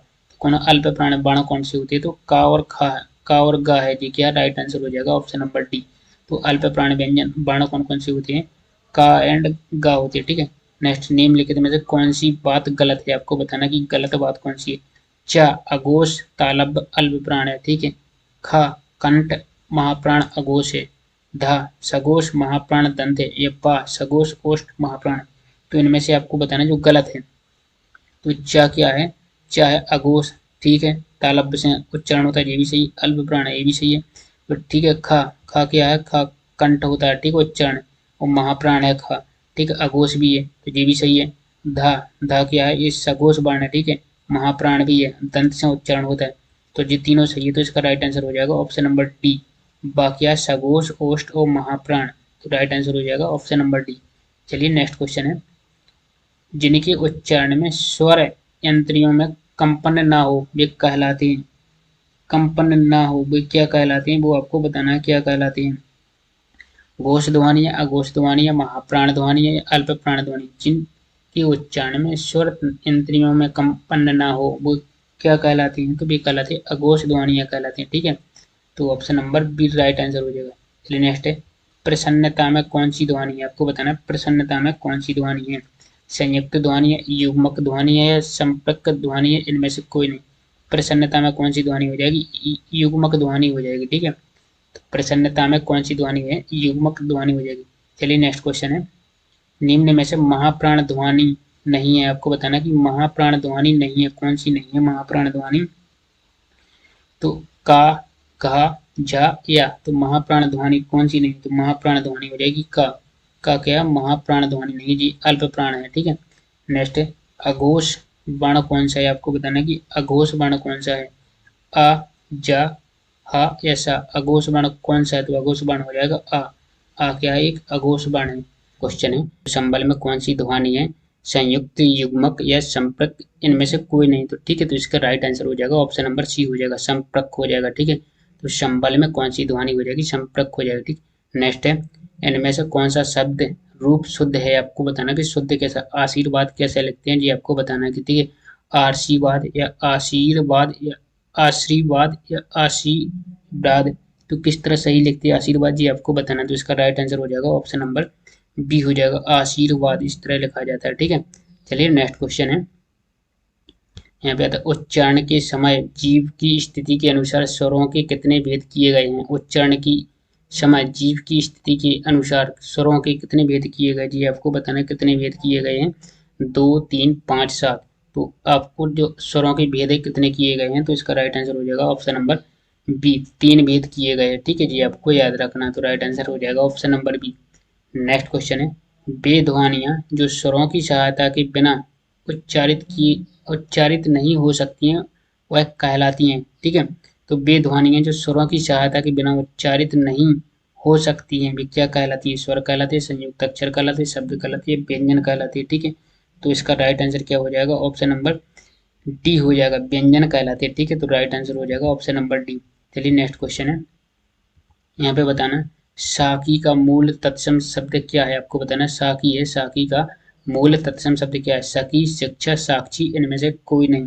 ठीक है, तो जो राइट आंसर है वो आपको बताना है, तो इसका राइट आंसर हो जाएगा ऑप्शन नंबर सी, साक्षी हो जाएगा। ठीक है, तो साकी का मूल तत्सम शब्द क्या हो जाएगा, साक्षी हो जाएगा। ठीक है, ये याद रखना है। चलिए नेक्स्ट है, शक्कर शब्द का तत्सम रूप बताना है आपको। शक्कर का शब्द का तत्सम रूप क्या होता है, शकट, शुगर या शर्करा या चीनी, तो इसका राइट आंसर क्या हो जाएगा, ऑप्शन नंबर सी हो जाएगा, शर्करा होता है। ठीक है, शक्कर शब्द का तत्सम रूप क्या होता है, शर्करा होता है। ठीक है, नेक्स्ट क्वेश्चन है, यहाँ बता रज्जू, रज्जू शब्द का तद्भव रूप है, आपको बताना है कि रज्जू शब्द है इसका तद्भव रूप क्या है, राजा, रानी, राजपुत्र या रस्सी, तो इसका जो राइट आंसर है कि रज्जू, रज्जू का तद्भव रूप क्या होता है, तो इसका होता है रस्सी होता है। ठीक है, तो ऑप्शन नंबर डी हो जाएगा, रज्जू का तद्भव रूप होता है रस्सी होता है। ठीक है, नेक्स्ट है, स्वतंत्र सत्ता धारण न करने वाले शब्द का क्या कहलाते हैं कि स्वतंत्र सत्ता है धारण न करने वाले शब्द क्या कहलाते हैं, स्वतंत्र सत्ता का धारण न करने वाले शब्द क्या कहलाते हैं, रूढ़ कहलाते हैं, योग रूढ़ कहलाते हैं, यौगिक कहलाते हैं, इनमें से कोई नहीं कहलाते। ठीक है, तो इसका राइट आंसर हो जाएगा ऑप्शन नंबर सी हो जाएगा, यौगिक शब्द कहलाते हैं। स्वतंत्र सत्ता धारण न करने वाले शब्द यौगिक कहलाते हैं। ठीक है जी, याद रखना। चलिए नेक्स्ट क्वेश्चन है, निम्नलिखित में कौन यौगिक शब्द है, आपको बताना है यौगिक शब्द कौन सा है, विद्यालय, पुस्तक है, योगी या लेखक है। ठीक है, तो जो यौगिक शब्द है वो आपको बताना है, तो यौगिक शब्द कौन सा हो जाएगा, ऑप्शन नंबर ए हो जाएगा, विद्यालय। विद्यालय क्या है, ये यौगिक शब्द है। ठीक है जी, याद रखना है। चलिए नेक्स्ट है, जिस शब्द का कोई सार्थक खंड हो सके, मतलब जिस शब्द का कोई सार्थक खंड हो सके उन्हें क्या कहते हैं, उन्हें क्या कहा जाता है, जिस शब्द का कोई सार्थक खंड हो सके उन्हें क्या कहते हैं, योग रूढ़ कहते हैं, मिश्रित करते हैं, योगी कहते हैं या रूढ़ कहते हैं। ठीक है, जिस शब्द का कोई सार्थक खंड हो सके उन्हें क्या कहते हैं, योगी कहते हैं। ठीक है, तो ऐसे शब्दों को योगी कहा जाता है, तो राइट आंसर हो जाएगा ऑप्शन नंबर सी। नेक्स्ट है, आपको बताना तरणि, तनुजा, तट, तमाल, तरुवर, बहुछाई में कौन सा अलंकार है, आपको इसमें आप अलंकार बताना कौन सा अलंकार है। ठीक है, कि तरणि, तनुजा, तट, तमाल, तरुवर, बहुछाई में कौन सा अलंकार है, अनुप्रास अलंकार है, उपमा अलंकार है, श्लेष अलंकार है या यमक अलंकार है। ठीक है, तो यहाँ पर आपको देखना है कि जहाँ पर देखो एक ही वर्ण की बार बार पुनरावृत्ति हो, जैसे कि यहाँ पे ता यहाँ पे स्टार्टिंग में होता है ता यहाँ पे देखिए तरणी, तनुजा, तट, तमाल, तरुवर, बहुछाया, मतलब यहाँ पे ता वर्ण स्टार्टिंग में आ रहा है। तो यहाँ पे जहाँ पर भी कोई एक ही शब्द बार बार रिपीट हुए स्टार्टिंग में, तो वहाँ पर कौन सा अलंकार होता है, वहाँ पर अनुप्रास अलंकार होता है। ये आपको याद रखना है। ठीक है, जहाँ पर एक ही शब्द की पुनरावृत्ति बार बार होती है वहाँ पर अनुप्रास अलंकार होता है। ठीक है, नेक्स्ट है चरण कमल बंदो हरिराई में कौन सा अलंकार है। इस चरण कमल बंदो हरिराई में कौन सा अलंकार है आपको बताना है। तो उत्प्रेक्षा, अनुप्रास, उपमा या रूपक जो अलंकार है वो आपको बताना है। ठीक है, तो इसमें कौन सा अलंकार हो जाएगा, रूपक अलंकार हो जाएगा। राइट आंसर हो जाएगा ऑप्शन नंबर डी कि चरण कमल बंदो हरिराई में कौन सा अलंकार हो जाएगा, ऑप्शन नंबर डी रूपक अलंकार हो जाएगा। नेक्स्ट है पीपर पात सरिष मंडोला में कौन सा अलंकार है। पीपर पात सरिष मंडोला में कौन सा अलंकार है, श्लेष अलंकार, अनुप्रास अलंकार, उपमा अलंकार या रूपक अलंकार। ठीक है, तो इसमें से जो राइट आंसर है वो आपको बताना है। तो पीपर पात सरिष मंडोला, ठीक है, इसमें जिसकी उपमा बताई जाती है, जैसे पीपर पात मतलब पीपल का पत्ता है, सरिष मन की तरह डोलता है, तो इसमें क्या है पीपर के पत्ते की उपमा की जा रही है, किसकी तरह, मन की तरह। तो इसका जहां पर ऐसी किसी की उपमा की जाती है तो वहां पर कौन सा अलंकार होता है, उपमा अलंकार होता है। ठीक है, तो राइट आंसर हो जाएगा ऑप्शन नंबर सी। नेक्स्ट है माया दीपक नर पतंग भृमि भृमि एवे पड़त में अलंकार है। ठीक है, कि माया दीपक नर पतंग भृमि भृमि एवे पड़त में अलंकार है, उपमा अलंकार, यमक अलंकार, रूपक अलंकार या श्लेष अलंकार। ठीक है, तो इसमें जो भी राइट आंसर है वो आपको बताना है। ठीक है, तो यहाँ पे कौन सा राइट आंसर हो जाएगा, ऑप्शन नंबर सी हो जाएगा, रूपक अलंकार हो जाएगा। ठीक है, माया दीपक नर पतंग भृमि भृमि एवे पड़त में अलंकार हो जाएगा रूपक अलंकार। चलिए नेक्स्ट क्वेश्चन है यहाँ पे शकर सुकोमल मंजू दोष रहित दूषण सहित में कौन सा अलंकार प्रयुक्त है आपको बताना है कि शकर सुकोमल मंजू दोष रहित दूषण सहित में कौन सा अलंकार है, श्लेष अलंकार, वक्रोकृत अलंकार, अनुप्रास अलंकार या रूपक अलंकार हो जाएगा। ठीक है, इनमें से जो राइट आंसर है वो आपको बताना है। ठीक है, तो श्लेष, वक्रोकृत, अनुप्रास या रूपक अलंकार कौन सा राइट आंसर है जी आपको बताना है। तो इसका राइट आंसर हो जाएगा ऑप्शन नंबर ए हो जाएगा, श्लेष अलंकार हो जाएगा। ठीक है, तो राइट आंसर हो जाएगा ऑप्शन नंबर ए। नेक्स्ट है बेहग बेहग फिर चहक उठे ए पुंज पुंज में अलंकार है। ठीक है, कौन सा अलंकार है जी आपको बताना है। श्लेष अलंकार है, अनुप्रास अलंकार, उपमा अलंकार है, बीप्सा अलंकार है। ठीक है, जो राइट आंसर है वो आपको बताना है कि बेहग बेहग फिर चहक उठे ए पुंज पुंज में अलंकार है। तो इसका राइट आंसर हो जाएगा ऑप्शन नंबर डी बीप्सा अलंकार हो जाएगा। ठीक है जी, आपको याद रखना है। चलिए नेक्स्ट क्वेश्चन है क्या है, उत्तरी नहाए जमुन जल जो शरीर समश्याम में अलंकार है। उत्तरी नहाए जमुन जल जो शरीर समश्याम में अलंकार है, उपमा अलंकार, उत्प्रेक्ष अलंकार, प्रतीप अलंकार या दीपक अलंकार। ठीक है, तो इसमें करेक्ट आंसर हो जाएगा ऑप्शन नंबर सी हो जाएगा, प्रतीप अलंकार हो जाएगा। ठीक है जी, आपको याद रखना। चलिए नेक्स्ट है देख लो सकेत नगरी है यही स्वर्ग से मिलने गगन में जा रही में कौन सा अलंकार प्रयुक्त है, अतिशयोक्ति अलंकार, उपमा अलंकार, अन्योगित अलंकार है, प्रतीप अलंकार है। ठीक है, तो इसका जो राइट आंसर है वो आपको बताना। तो इसका राइट आंसर हो जाएगा कि देख लो सकरी, देख लो सकरी, देख लो सकेत नगरी है यही स्वर्ग से मिलने गगन में जा रही में कौन सा अलंकार है। तो इसका राइट आंसर हो जाएगा ऑप्शन नंबर ए अतिशयोक्ति अलंकार हो जाएगा। ठीक है, चलिए नेक्स्ट क्वेश्चन है यहाँ पे काली घटा की घमंड घटा में प्रयुक्त अलंकार है। काली घटा की घमंड घटा में प्रयुक्त अलंकार है, श्लेष अलंकार, यमक अलंकार, रूपक अलंकार, उपमा अलंकार। ठीक है, तो इसका जो राइट आंसर है वो आपको बताना है। तो इसका राइट आंसर हो जाएगा ऑप्शन नंबर बी हो जाएगा। ठीक है, यमक अलंकार हो जाएगा। काली घटा की घमंड घटा में प्रयुक्त अलंकार यमक अलंकार हो जाएगा। ठीक है, चलिए नेक्स्ट है जाके जस प्रताप के आगे शशि मलिन रवि शीतल लागे किस अलंकार का उदाहरण है, ये आपको बताना है। तो अन्योगित अलंकार, अपरिहित अलंकार, व्यतिरेक अलंकार या दीपक अलंकार। ठीक है, तो इसका जो राइट आंसर है वो आपको बताना है। तो जाके जस प्रताप के आगे शशि मलिन रवि शीतल लागे किस अलंकार का उदाहरण है, तो जी हो जाएगा ऑप्शन नंबर सी व्यतिरेक अलंकार का उदाहरण हो जाएगा। ठीक है जी, आपको याद रखना है। चलिए नेक्स्ट क्वेश्चन है यहाँ पे नहीं पलाश की पुहु ए है जरत अंगार में अलंकार प्रयुक्त है, अपनोहित अलंकार, दृष्टांत अलंकार, प्रतीक अलंकार या दीपक अलंकार। ठीक है, तो इसमें जो राइट आंसर है वो आपको बताना। तो इसका राइट आंसर हो जाएगा ऑप्शन नंबर ए, अपनुहित अलंकार होता है, हो जाएगा। ठीक है, नेक्स्ट है विरह है अथवा यह वरदान निम्नलिखित में अलंकारों में किसका उदाहरण है। ये आपको बताना है किसका उदाहरण है। तो व्यतिरेक अलंकार का, संधि अलंकार का, विरोधाभास अलंकार का, अपनुहित अलंकार का। विरह है अथवा यह वरदान निम्नलिखित अलंकारों का उदाहरण है। तो इसका राइट आंसर हो जाएगा ऑप्शन नंबर बी, संधि अलंकार हो जाएगा। ठीक है, चलिए नेक्स्ट क्वेश्चन है सुर मही सुर हरिजन असगाई हमरे कुल इन पर ना सोहराई, ये अलंकार कौन सा हो जाएगा। व्यतिरेक, दीपक या दृष्टांत या प्रतीक अलंकार हो जाएगा। ठीक है, इनमें से जो राइट आंसर है वो आपको बताना है कौन सा अलंकार हो जाएगा। तो इसका राइट आंसर हो जाएगा ऑप्शन नंबर बी, दीपक अलंकार हो जाएगा। ठीक है, नेक्स्ट है छंद का अर्थ होता है, छंद का अर्थ क्या होता है।